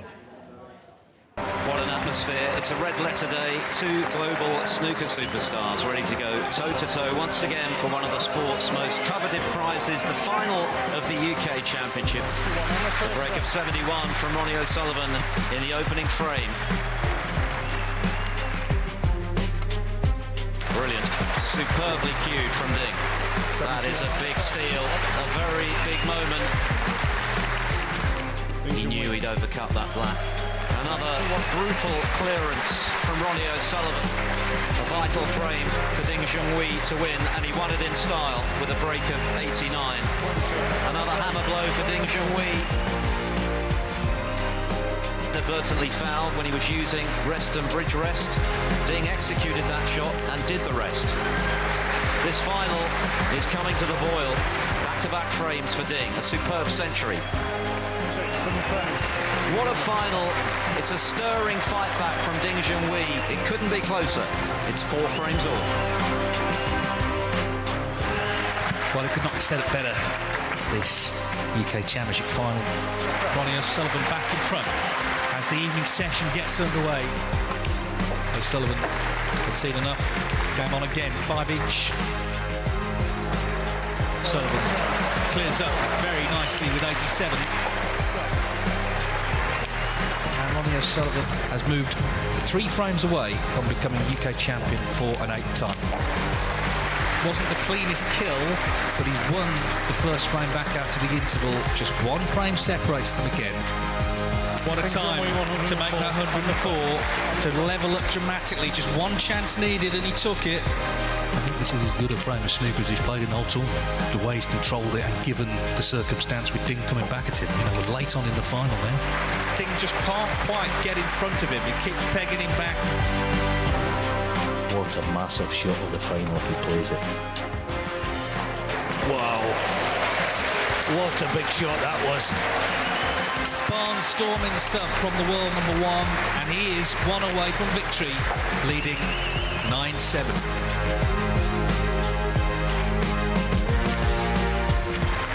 chance to get it won.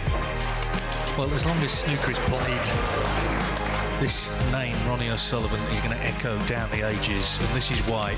It's more history for the greatest player ever. Ding Junhui pushed him. In this final session, Ronnie O'Sullivan responded with his best snooker of the tournament. Ronnie O'Sullivan has become the oldest UK champion. Somehow he keeps on raising the bar. An 8th UK title. He's beaten Ding Junhui 10-7.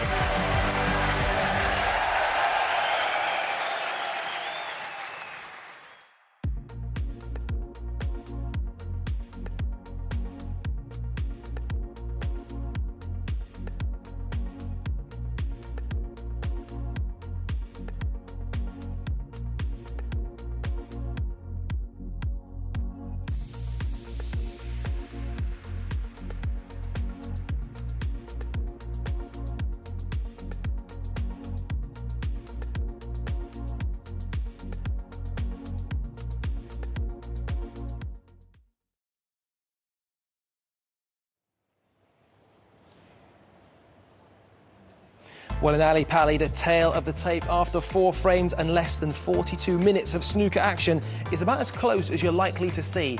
Similar on pot success, similar on long pot success. Ali Carter doesn't believe in using the rest so far. Similar across the board.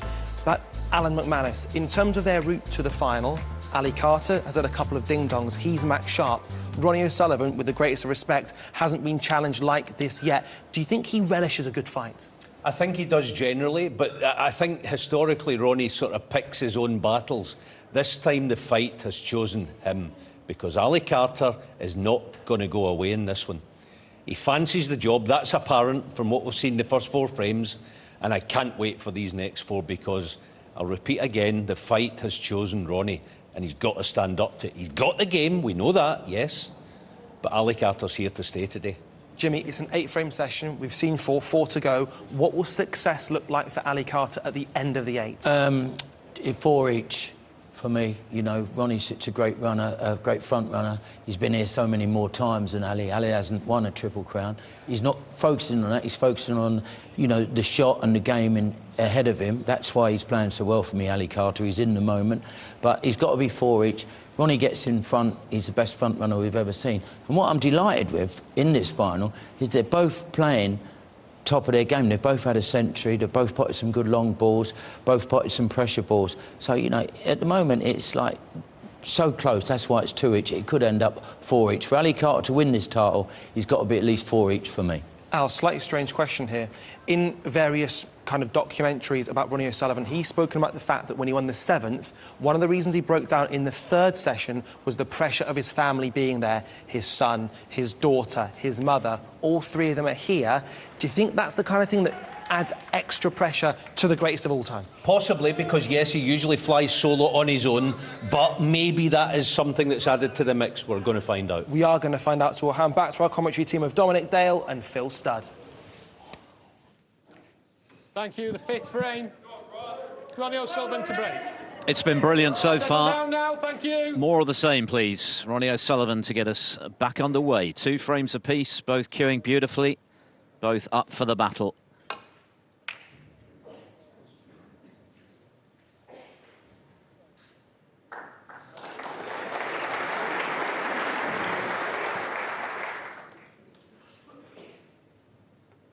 O'Sullivan open with a very polished frame, controlled it throughout.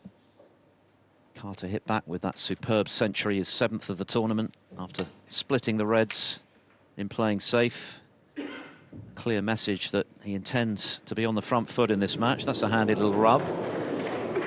And that's the thing you've got to remember when you do get the bad luck, that there are times when it'll go in your favour. Carter then winning a tight one in the 3rd before O'Sullivan hit back with that superb century. 125 to level it at the interval. Another 4 in this session. A possible 11 tonight, 10 being the target for the Paul Hunter Trophy. The man who won this title 3 times in 4 years, including that brilliant comeback against O'Sullivan from 7-2 behind. And along with that magnificent Waterford Crystal trophy, a cheque for £250,000.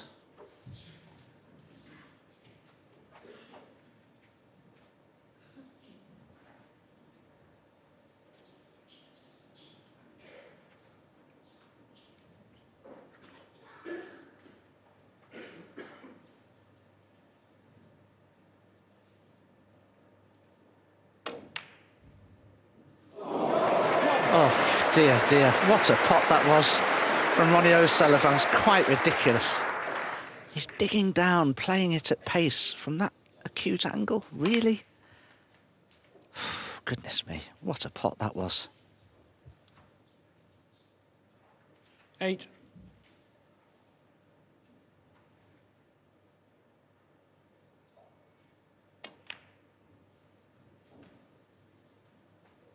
He issued something of a challenge, didn't he, after his victory over Sean Murphy? He said, well, listen, I'm 48, I've got a dodgy leg, a gammy arm, my eyes are going, but I'm still winning these things. So it's up to the rest to step up their game. I think Carter's in the mood to do that today. 14. It's going to be fascinating to see if Carter can maintain the high standards he's produced throughout this tournament, whether O'Sullivan can respond in kind. He's been doing it his entire career.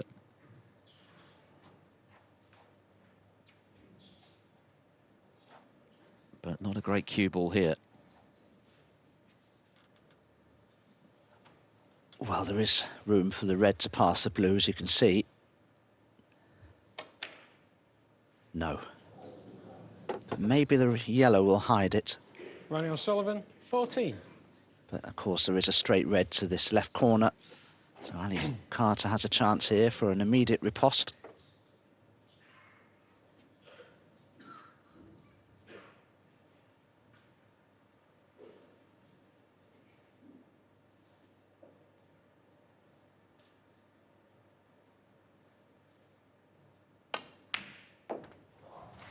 One.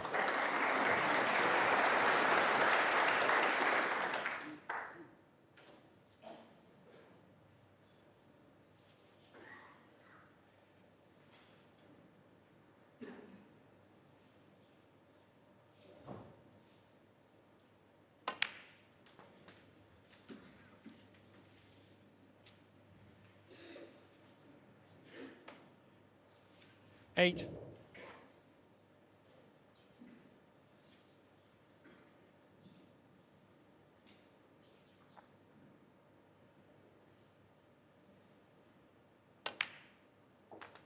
Nine. There is a red, the bottom one of that little line of 4 there, that may well pot into the left corner, but he has an angle to go into them if he wishes.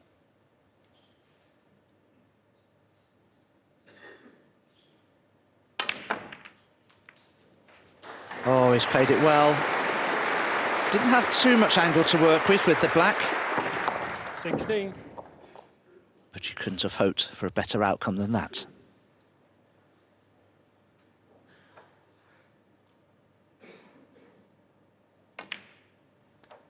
$17.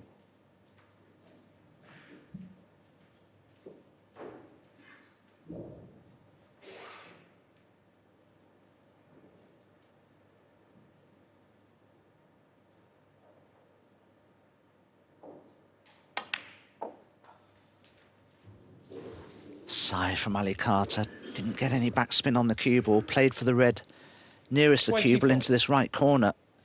Still has a couple of alternatives.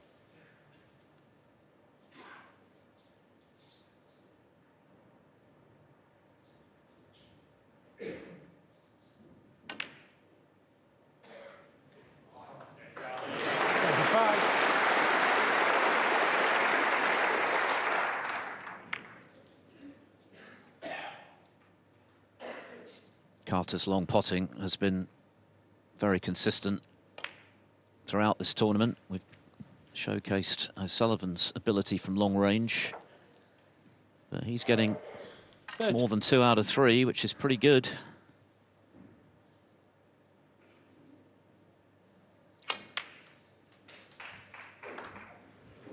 He does look very confident. 31. in a way that one or two of O'Sullivan's opponents haven't looked, frankly, this week in their bid to topple him. Barry Hawkins said after his loss that he thought O'Sullivan was there for the taking, but only managed 3 frames. Sean Murphy produced 2 centuries, but they were the only 2 frames he could win. Ding Junhui found himself 4-0 and virtually 5-0 behind 34. before he produced a mini comeback, including one of the 2 maximum breaks we've seen. But again, O'Sullivan had the answers at the end of the match, so Carter looking to do what the rest have failed to. 35.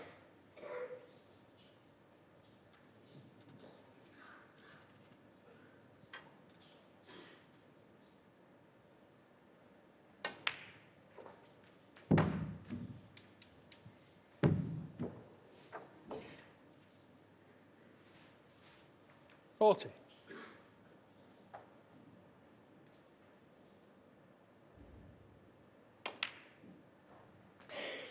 41.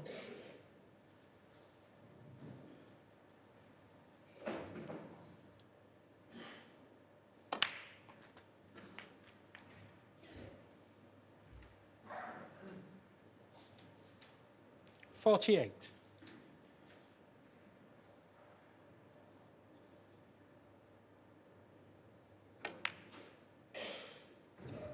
49. Just looking for this black, red colour red to once again take the lead.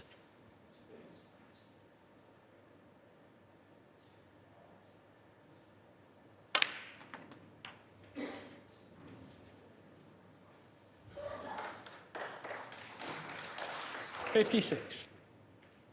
O'Sullivan got in with an excellent red to the left centre, ran out of position, took on 57. a tough one to the yellow pocket from range. Yeah, sure. It failed to drop, and it's looking likely to cost him the frame.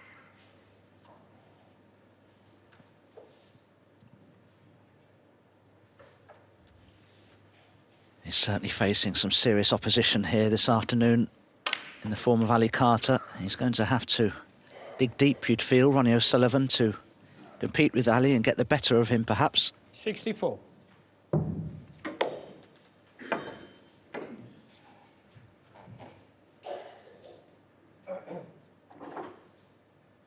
A red in any colour will do.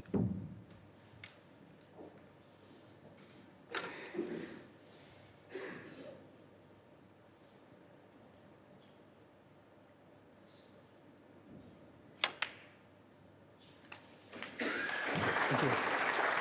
65. Okay.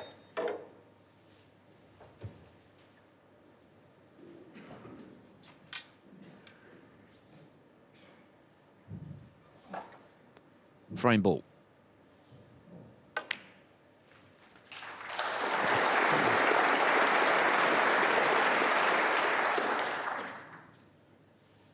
$71.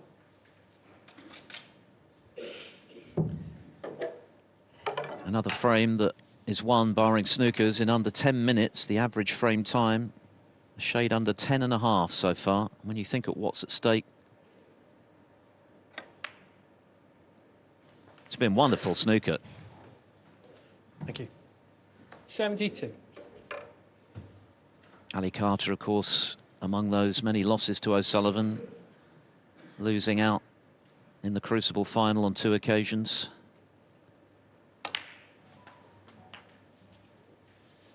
Masters finalist 4 years ago when he was 7-5 up against 79. Stuart Bingham, playing superbly. Bingham then had a superb purple patch to deny him. 80. And I'm sure that's made him even hungrier for success today. He said it took him quite a while to get over that loss. This year, he's here entirely on merit. He's playing the snooker of his life. 87. And he's more than matching Ronnie O'Sullivan right now. 88. And can make another century, a second of the final, without having to worry about the difficult brown here.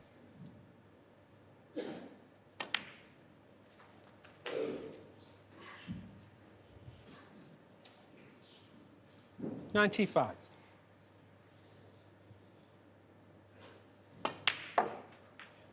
$97.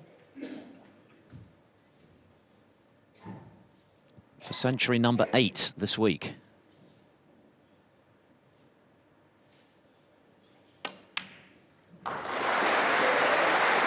Brilliant.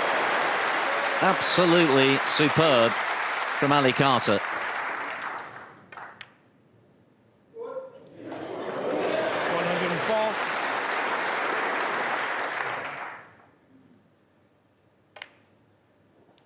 $109. 115. How about that? The 1-2-2 clearance. The captain is soaring, and he's given Ronnie O'Sullivan plenty to think about as he moves back in front at 3-2.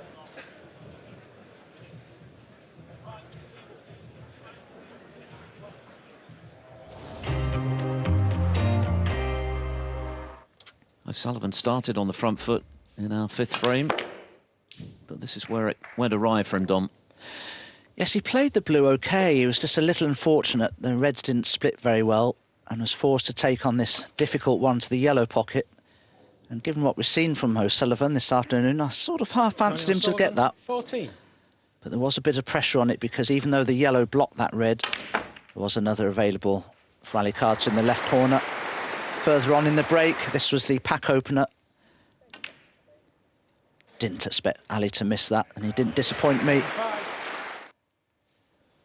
And this was the green for century number 409 of his career, the 8th of the Masters, and his 2nd this afternoon.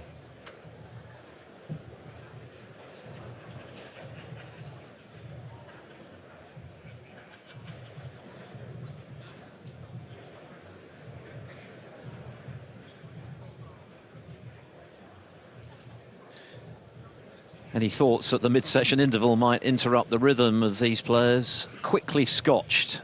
Ali Carter picking up where he left off at the start of this final. Brilliant century, his 2nd of the afternoon.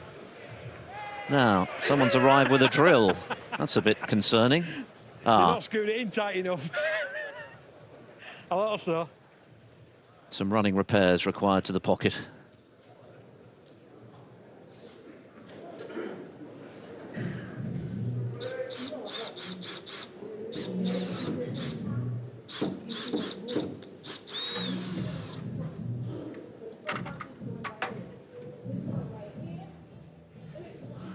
So a slight delay before we get underway for frame 6, but what high-octane snooker, Dom, this has been so far. We've only been on the table for 54 minutes and 9 seconds, and we've already had 5 frames. And this is a final, remember, one of the biggest in the game. Well, it's because both players are very confident in their abilities. They've proved themselves this week. And, of course, they both have styles of play that suit each other. Let's get a flavour of the atmosphere on terra firma in the Palace. Alan McManus has moved table side. Alan, it's great, isn't it? Okay, Yes. thank you. 6 frames. Yeah, thank you, Phil. The tension, you can hear it in here. The crowd are getting involved. Obviously, a small issue with the table. We'll hand you back to the capable hands of Dominic and Phil. Here we go, then. Frame 6. There are only 3 left in this session. It's flown by.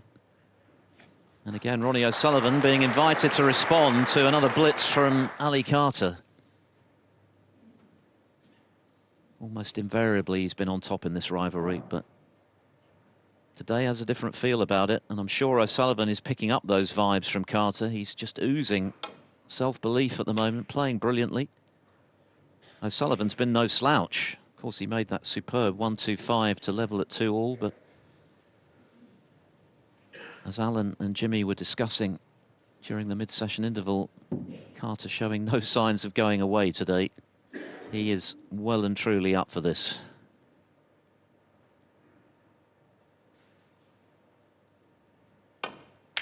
And that's another resounding pot from long range from the 5 times ranking titleist.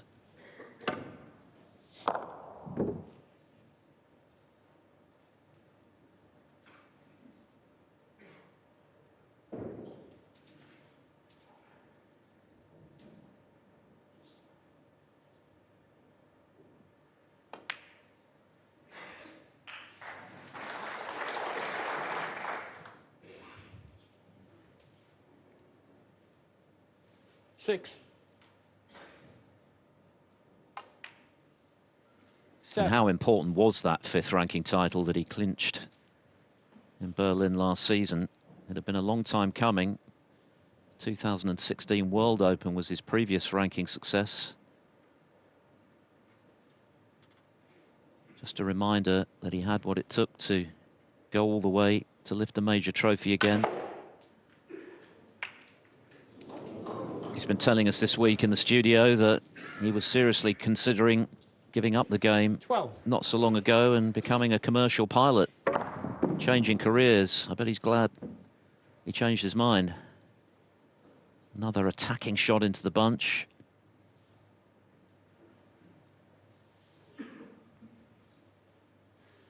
Awkward cueing this.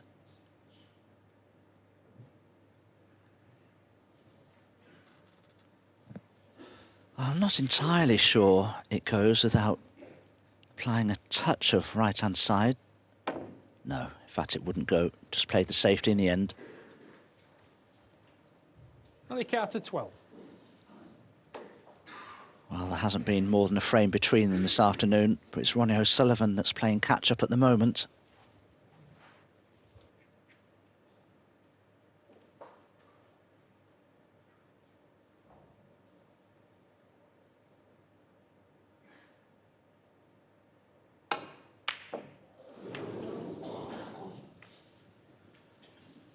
And those shots will be that little bit harder in the knowledge that his opponent is playing so well and is in the mood to punish if O'Sullivan does make a mistake. This red to the left centre is on, but it's a good deal harder than it may appear on your screens, I promise you. Not much of a pocket opening there, if I can get my words out. A great red, though. Choice of green or brown. And this is another good chance for Ali Carter. Can he finally go 2 frames clear, I wonder? And if he can do that, that's the first part of the equation today for Carter achieved, because it means that he can be no worse than level. And therefore, O'Sullivan hasn't been able to get away from him. But of course, if he can lead 4-2, then he can think about a lead of his own. 5. Possibly a sizable one.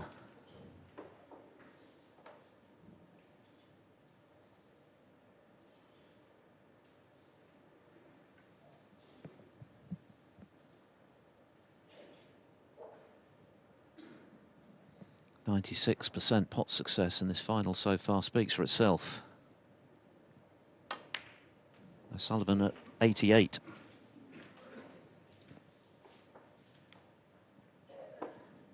$10.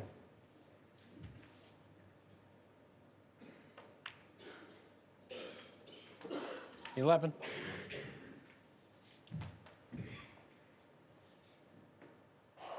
Difficult to know which reds are available here. It would appear the outermost red of the 2 together below the pink will pass into this left corner.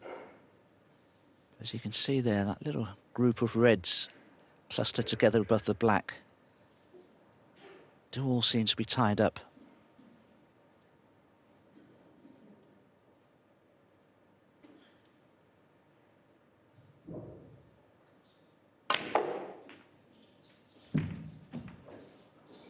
Well, took a chance. He had the angle on the blue to go into them.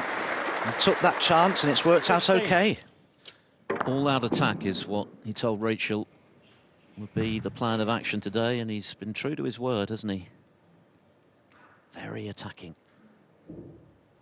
Very positive in his shot selections. That was 70. evident from the way in which he broke off, or rather played a safety shot early in the second frame, which paid handsome dividends. He made 106 off O'Sullivan's miss. Bustling round the table, just oozing determination.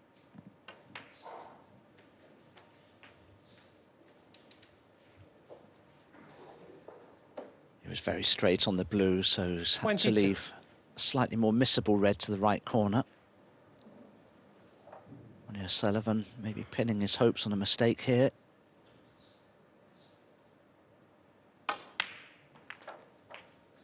no mistake was 23. forthcoming.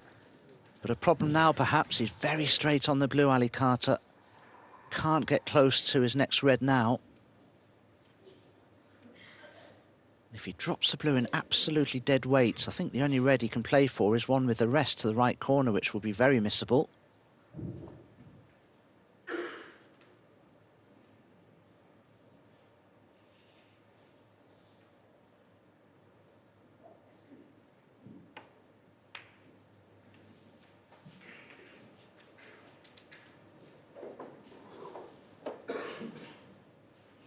.28.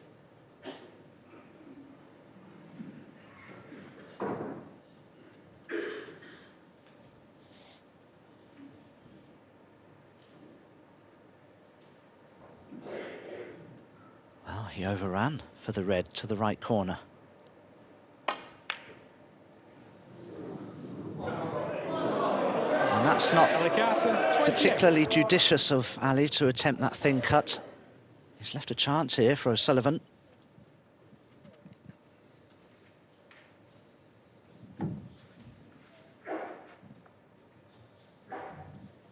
Pretty much the first shake of the head we've seen today from Carter, but again, not taking a backward step, going for the ball. Even though it was difficult, O'Sullivan knocks the red in.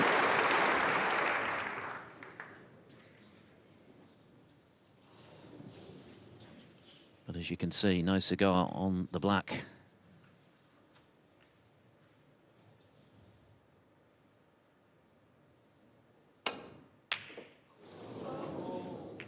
And a long way off with the attempted recovery yellow. Ronnie O'Sullivan 1.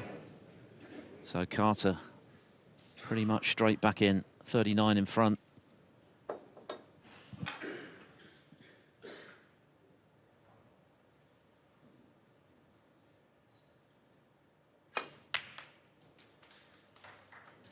Well, he's certainly got Ronnie O'Sullivan under a lot of pressure here. Not many have done that this week.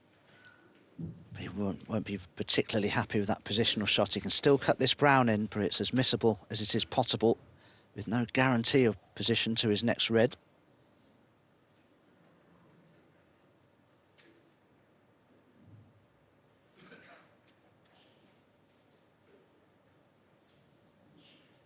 I'm not sure, given the position on the scoreboard, 3-2 ahead, 40 ahead, that he needs to take this on. And finally, clear thinking prevails. Yep, buying himself a bit of insurance by pushing the green to the side cushion. Acutely aware of the significance of a 4-2 lead. Eases the pressure for the remaining two frames, knowing that parity is the worst he can achieve.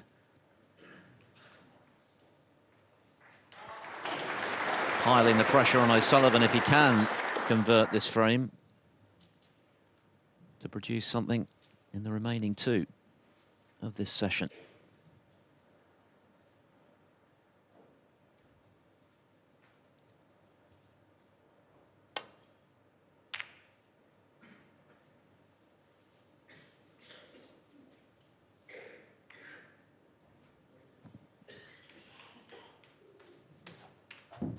Well, if Ronnie can thin-edge this left-hand red, he could get the cubel in behind the brown and snooker Ali Carter. Just too thick, though. Perhaps an opportunity here of a choice of two reds to the right of the pink that Ali could take on. Red closest to the pink, he could cut into the left corner.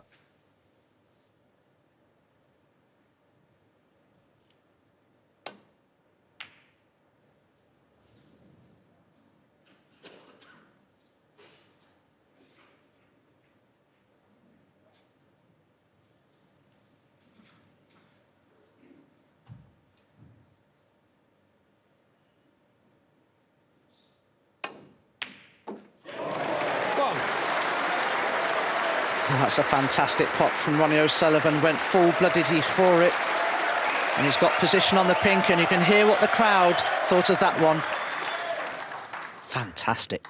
What a final we're witnessing here.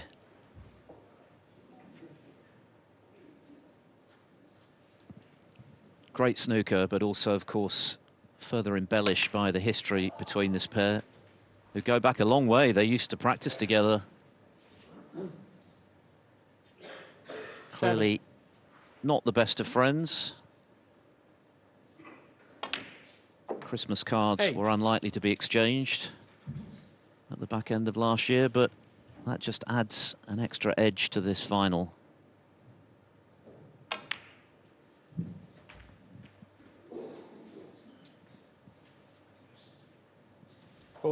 Which is delivering on all fronts.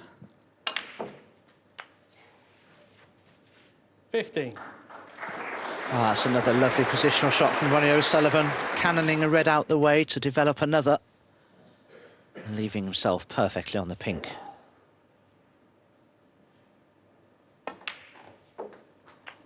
This mid-red of the three is the one he wanted to be on, because he could have played position for the black 21. To get that back on its spot.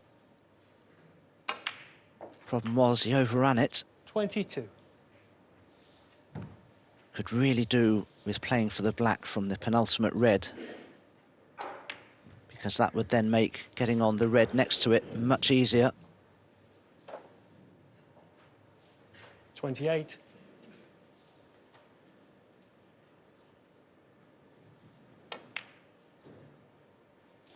$29.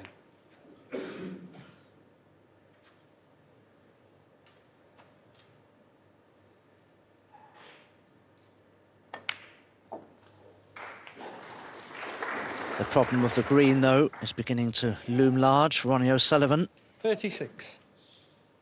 As he almost erases completely the deficit which he came to the table with. Just 4 points behind now.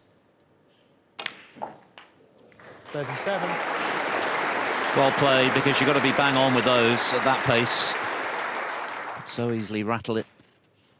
But that insurance ball that Carter placed to the side cushion now looking pivotal in this sixth frame. I'd be playing for a double on the green, I think, because in a good spot to double and play position for the brown, it's difficult 44. To cannon off from where the yellow is.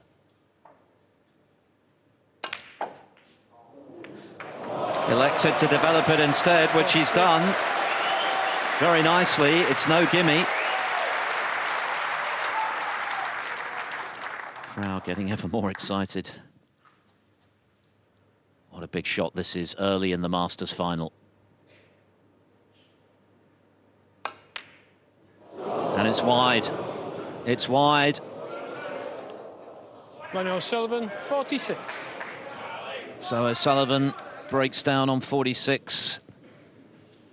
Carter with a chance to snatch this frame.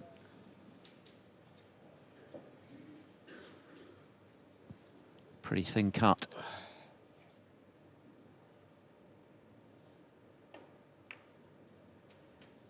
But he controlled it well. And the frame back in the captain's hands. What a big frame. O'Sullivan threatening to level there, having been 40-odd behind. 7. Blue and pink required for 4-2. 12.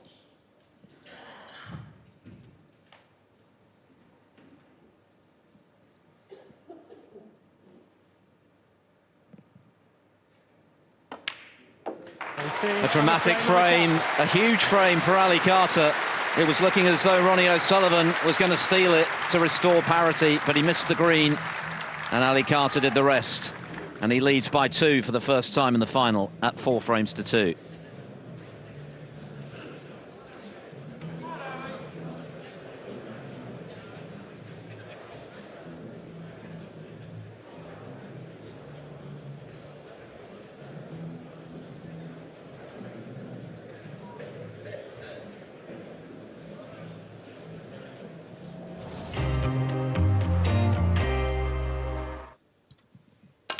These close frames are so important in a final like this. And again, it's Ali Carter who's had the last word, because O'Sullivan undercut the green. It wasn't easy. Ronnie O'Sullivan, 46. But maybe Had Carter not played as well as he has this afternoon, Dom, O'Sullivan would have got that green. Yes, I think so, but, you know, that green was a difficult cut, playing it with his opposite hand as well, and the question is, would the double have been easier than the pot that he missed? Quite possibly so.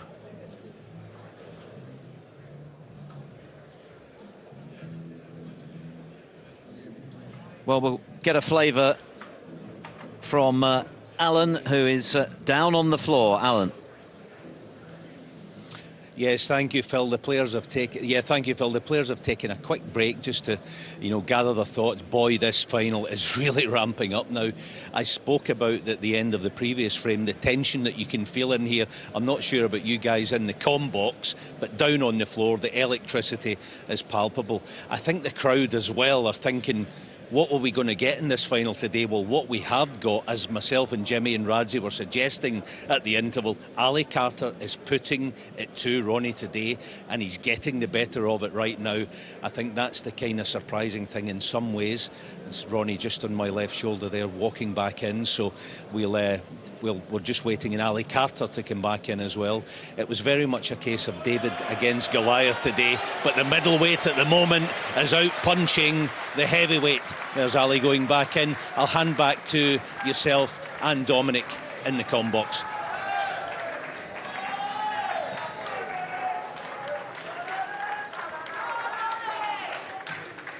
What a performance so far from Ali Carter, and yes, the nerves are jangling. The 7th frame. The excitement is palpable in the commentary box as well as down in the arena. What a match this is. What a performance so far from Carter, who thoroughly deserves his 2-frame cushion. 2 to come in this session. How is Ronnie O'Sullivan going to respond? He missed the green, which could well have taken him to 3 each, and then he would have weathered the Carter storm, but now in need of producing something between now and the end of this session.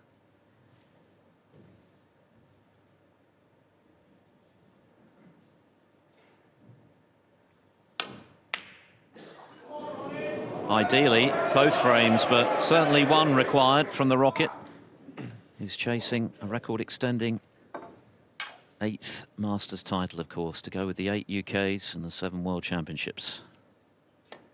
And in the process to become, just as he did at the UK at the end of last year, both the youngest and the oldest winner of this great event.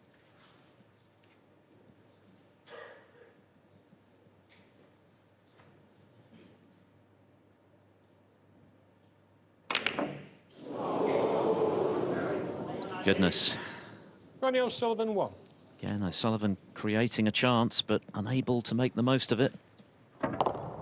He didn't play the red particularly well with the rest. He overran position for the black. He wanted to just play a simple positional shot for the red just above the black, but instead had to use it as the ball to open the pack of reds with, and just took his eye off the black. He's certainly under pressure here, Ronnie O'Sullivan, but can Ali Carter keep him there?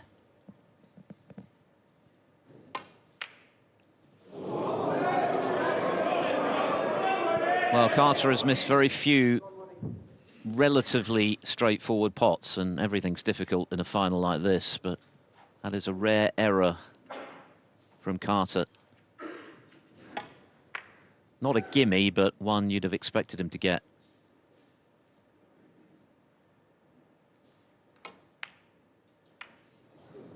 But O'Sullivan has overcut that red. He's struggling a bit at the moment, and that, I think, is entirely down to the pressure being applied. The kind of pressure he has not felt this week.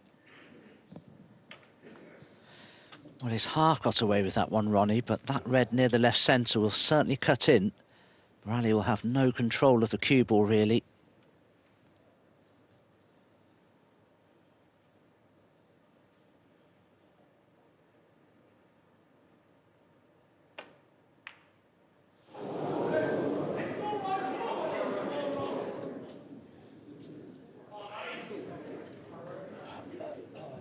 Another chance for O'Sullivan in his bid to claw back a frame. Carter looking a little rueful. And I think a little reflective on what he's achieved so far this afternoon, because those last 3 mistakes from Ali were all mental errors.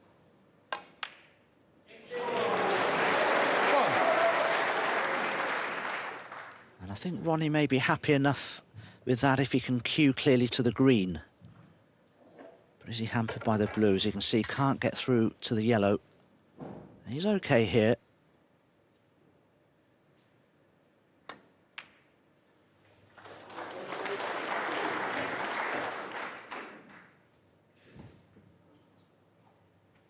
Four.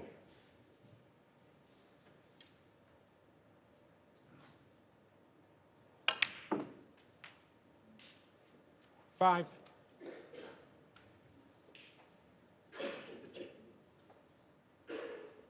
From Ali's point of view, he must never be content with the way he's playing or surprised by how well he's playing, because psychologically that can be a big negative and it can prohibit you from carrying on your good performance. And this is definitely a great chance for Ronnie O'Sullivan to just go within a single frame with one more left to play afterwards.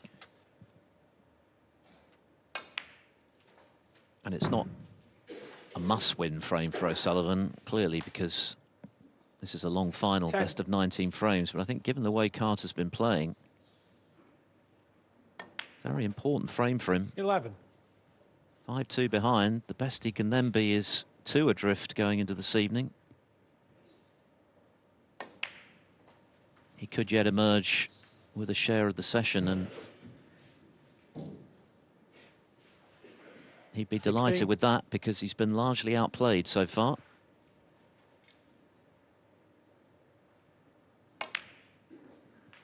$17. The red that Ronnie needs to get onto if he can is the one just to the left of the black spot. And he's managed it. Because now if he pots the black, it'll be available quite clearly. 22. Oh, it's a slightly awkward angle though.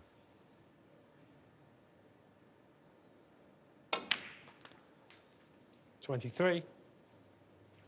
Just needs one decent positional shot here. He's just got to find the gap between the reds and the pink to play that leftmost red into the left-hand corner.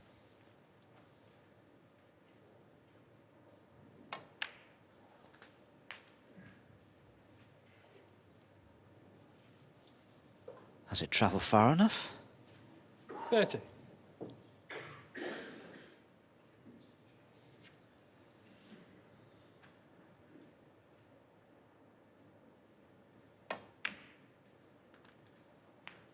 $31.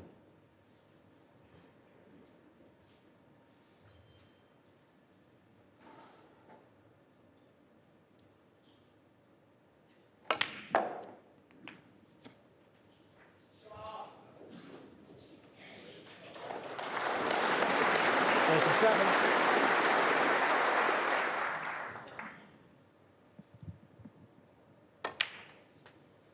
$38. O'Sullivan made 125 to level this match at 2-all. His next highest break, 46. But surely now, with that cannon into the reds, he's going to reduce his arrears. 45. Slightly nervy opening to this frame, both players missing. 46.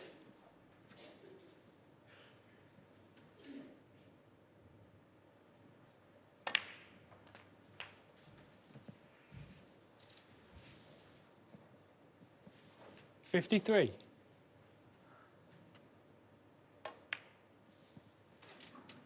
54. So just care required, really, from O'Sullivan here. Everything's there, just in case there was a mistake. Carter would have the chance for a winning clearance. 61. But he only needs one more red. Carter would need a snooker.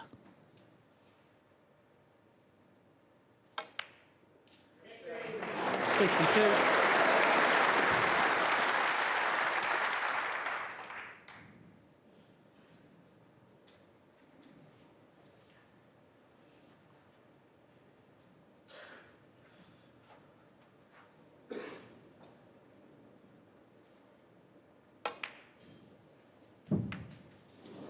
Well, he's disappointed with that cannon. Ever the perfectionist when it comes to break building, 67. but frame is surely won now. It's 3 snookers for Carter. Wow. 68. Bit of anger in that one, I think. But this is a big frame for O'Sullivan. Carter has asked a lot of questions this afternoon.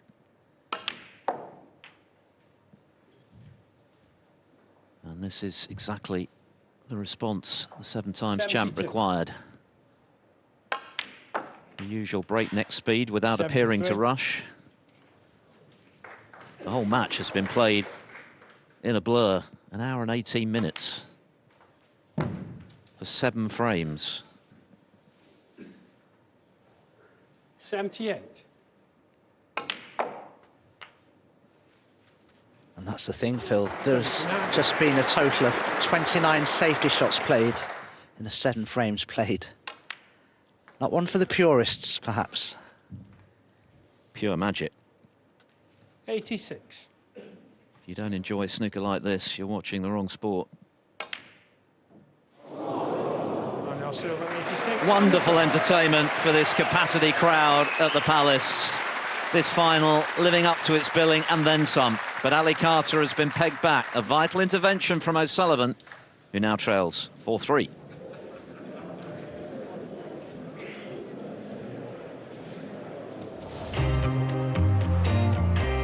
Well, a shake of the head from O'Sullivan, but I think inwardly he'll be delighted to have stopped the rot there, because Ali Carter was getting on a roll and had 1 or 2 chances in this frame as well. This wasn't easy, clearly, Dom.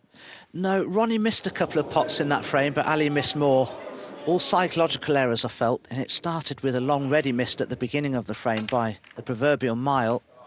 That pack opener for Ronnie O'Sullivan ended up winning him the frame, and that was an excellent 80-odd from O'Sullivan. He's just 1 frame behind.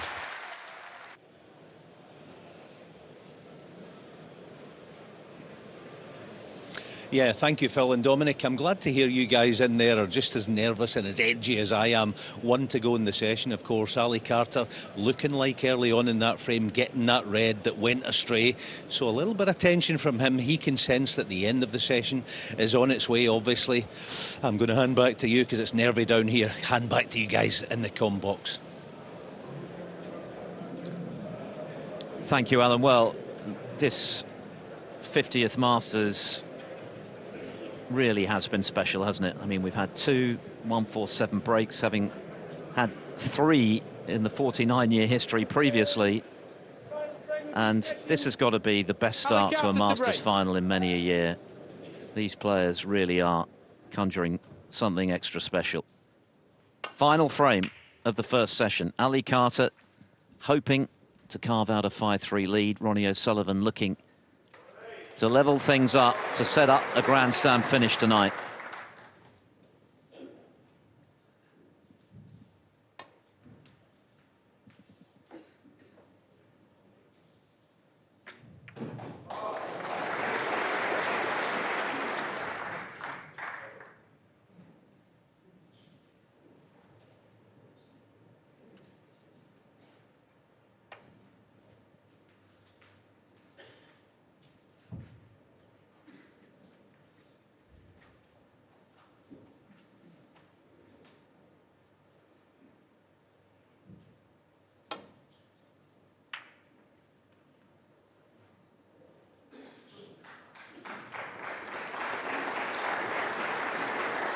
That's a great safety shot from Ronnie O'Sullivan. Snooking on Ali Carter on all reds. And he can't just roll up into the back of the pack here because of the loose red to the left of the black, but he could rest the cue ball into the right-hand side of the pack because the pink is blocking what would be a possible red to the left centre.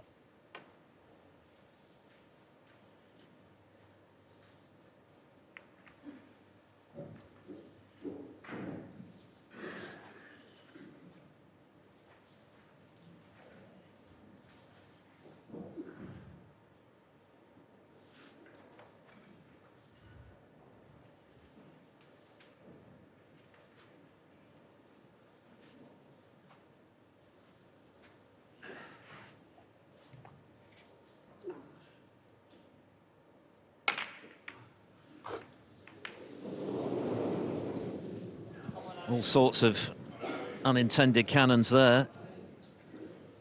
And an opportunity for Carter early in this final frame of the session.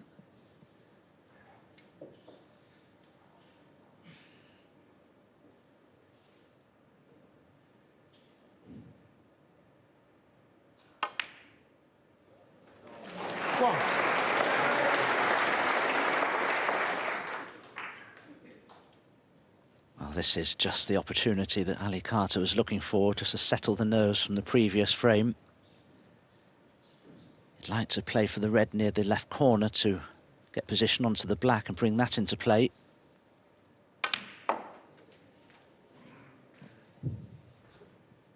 Everything about Carter's language ahead of this final was positive. He said to Rachel, the way I'm playing, O'Sullivan, even the great O'Sullivan, is going to have to produce something special to deny me. 5. And it looks to be panning out that way, because he is playing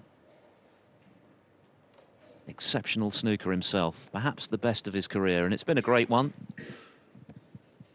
Many, many highlights, 5 ranking titles, 2 world finals, a maximum at the Crucible.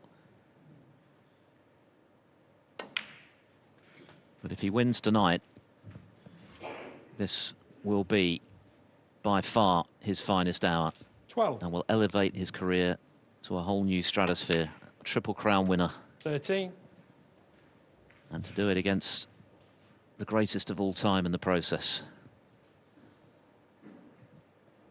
Still much work to be done before he can entertain those thoughts. He must keep his mind in the present here and not allow any thoughts of a 5-3 lead to enter his head at this stage of this frame.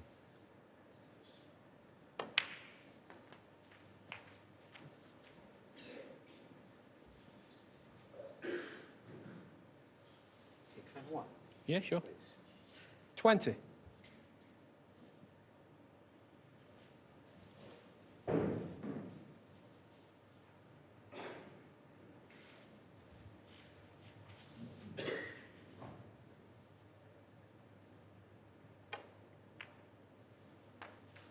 $21.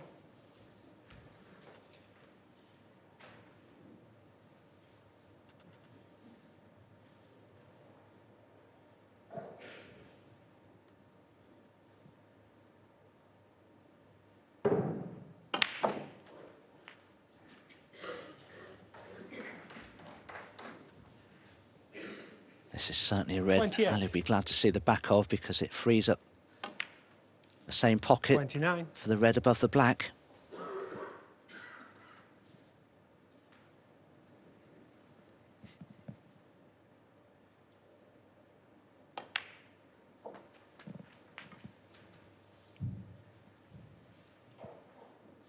Scoring more heavily than ever. 36. Ali Carter, 8 centuries this week alone, more than anyone else.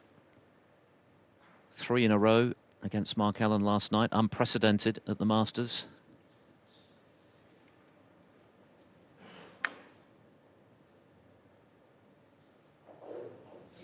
When you think he was a ball away from defeat against Judd Trump.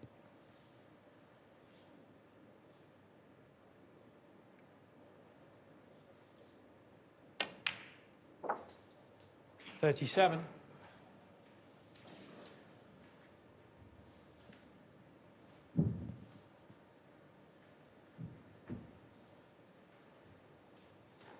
With the available loose reds, Ali Carter shouldn't need to worry about the 5 reds tied up below the pink.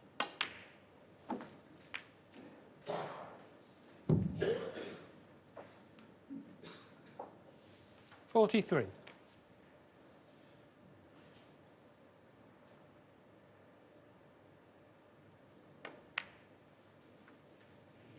$44.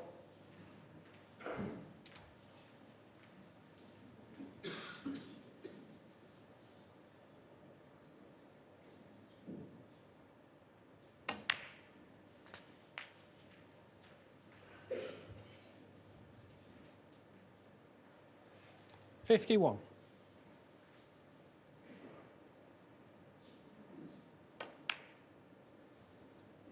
$52.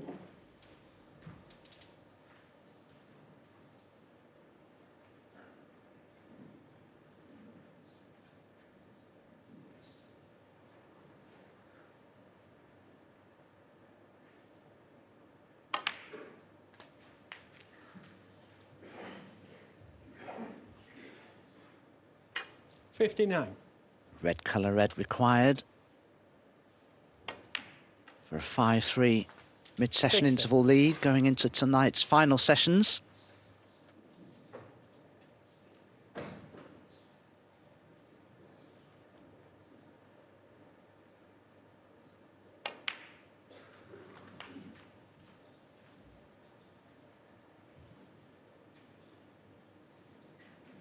$67.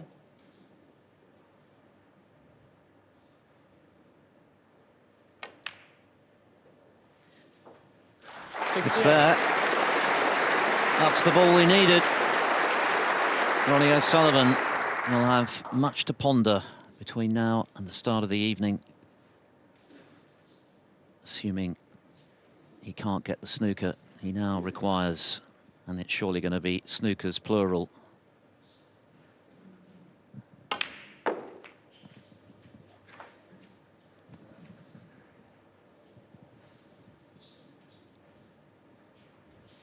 $74.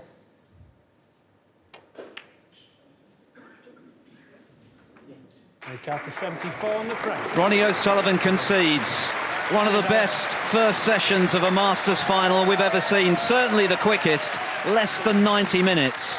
And the captain, Ali Carter, is inside of landing the biggest title of his career. He's outplayed the best player of all time, Ronnie O'Sullivan, to lead 5-3 at the midway point. Well, after 4 frames, we said we've got a match on, and after 8 frames, it's definitely confirmed. We're now halfway through this intriguing final, where Ali Carter, a man who's only bettered Ronnie O'Sullivan once in his career, once in 18 visits, is currently, and I stress the word currently, leading Ronnie O'Sullivan 5 frames to 3. What a performance it has been so far by Ali Carter. He spoke about confidence, he spoke about belief, he spoke about his mantra, and thus far, Jim, he's stepping up to the plate. Yeah, he's playing fantastic stuff. You know, carried on from yesterday evening, scoring heavily, getting in. O'Sullivan's playing really, really well as well. He was 4-2 up there, Ali Carter. Missed a red in the middle, which he should have got, and missed a couple of balls. And Ronnie stepped in, made it 4-3. Carter, no problem at all. Got his chance in the last frame of the session and made a big break. 5-3 to Carter, on reflection, is the right score. Still a lot to play for. Jim, there are all the cliff notes there. Let's put a bit of flesh on the bones, because in that 6th frame out, to make it 4-2, no man had led by more than 1 frame until that 6th frame, and all of a sudden the complexion just shifted out. Yes, it did. As the second half of the session sort of went on, you got the impression and the feeling that Ali Carter was winning both battles, the one on the table and the one that's in the mind, almost more importantly in the mind. Ronnie, with the odd mistake like that, has been picked up on by Ali Carter. I think some of those mistakes are because of the attention that Ali is paying to Ronnie, the way that he's approaching it. He's showing no fear, he's not taking a backward step, and as a consequence of that, Ronnie has been taking on a few too many mistakes, in my opinion, and Ali is capitalising. What's been really interesting, Jim, is back and forth between both players. Ali said to Rachel, that was kind of reiterated by commentary, that he said Ronnie's going to have to bring his A game in order to beat him. But at 4-2, going into frame 7, all of a sudden Ronnie does hit back with something. Yeah, well, you know, Ronnie's playing well today. You know, he's winning a lot of frames in one visit. This was a frame that I spoke to a bit early. Ronnie plays this red in the middle. It's a difficult shot. Now, Ali's missed a ball before that, and now this is an opportunity that he's got to go 5-2 in front. If it had been O'Sullivan, he'd have been all over this. Maybe a little bit inexperienced of not being in the final stages of a tournament, Ali Carter. He misses that. Ronnie steps in and makes a fabulous break to go 4-3 instead of 5-2 down. But as I said before, Carter then responded. So Ronnie's in fine form, queuing the best I think he has done in this whole tournament. So, you know, it's all to play for. Carter's, as I said, he's entitled to be in front. He's played fantastic. Al, I'm not sure if it's because of the mystique of Ronnie O'Sullivan that you're thinking, if it's 4-all, is that almost like Ronnie O'Sullivan leading a frame going into the second session? That final 8th frame, for Ali Carter, he can breathe a big sigh of relief. I know what you mean, because it feels like every match of this so far has been a huge event because of the the backstory, if you want to call it that, between the two. There again, Ronnie taking a bit of a risk, sending Reds into the open, and when you're making the odd bad decision, the snooker gods will punish you by giving an easy starter to the guy coming in. On this occasion, again, it's Ali Carter, and he's looked far superior, actually, than Ronnie when he's got in close. He hasn't looked like missing anything at short range. This has been the first match I've seen so far, Jim, that Ronnie's been involved with, where we can't say he's winning when he's not at his best. His B game, if you like, hasn't been enough against Ali today. No, because for me, he's scoring better than he has been all week, but he has been making the odd mistake, like, you know, a couple of safety shots, and as Alan's absolutely right, as per usual, and I'm one of the biggest expert of that because I used to push the boat out a lot.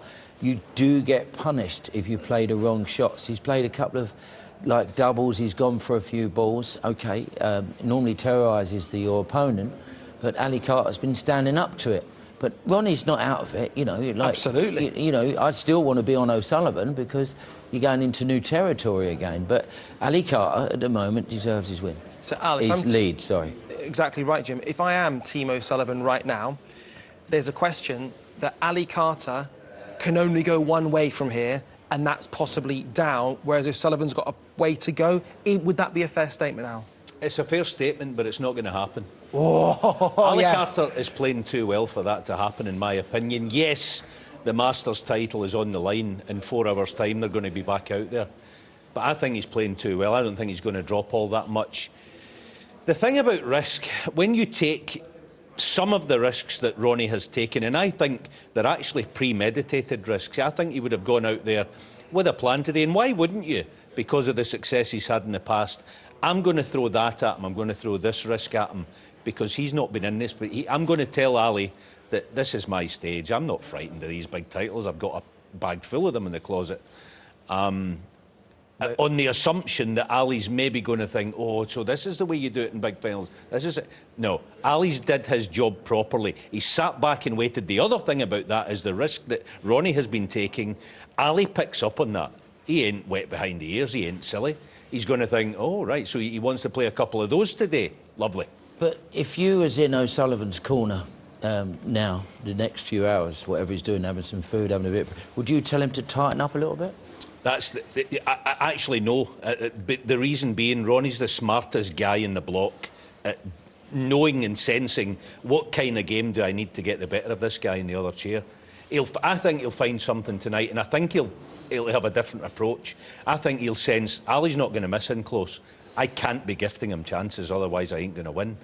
I know there's a long way to go here, but I think Ronnie's going to tighten up. I think he has to. Just a word for Ali, almost off the table in terms of mentality. This is not his domain, as Alan alluded there. He's not been in tens of Triple Crown finals. And here he is, stepping up to the plate, bringing it to the greatest player of all time. It's been special because of what he's done. Yeah, make no mistake, you know, like, if he loses this final today against O'Sullivan, he's going to be a better player going into the rest of this season. OK, he'll be disappointed, especially now being 5-3 up. Don't forget, he's played O'Sullivan in 2 world finals, so he's had plenty of barrage from O'Sullivan. He's seen it all before, he's practiced with him. And at the moment, he's standing up to him and he's staying with him. So, you know, if he keeps playing like that, it's going to be close. He's seen it all before against Ronnie, but in those 3 Triple Crowns, he's lost them all before. But now, it is in his eye line. Can he get to the winning line before Ronnie O'Sullivan? Well, there's only one way to find out, and that is to rejoin our action, which is at 6:45 Greenwich Mean Time, 7:45 Central European Time. The time now is 4:25 Central European Time, 3:25 Greenwich Mean Time. So we've got a few hours to catch our breath. Then we're going to be back to Ali Pally to find out who indeed is the master of 2024.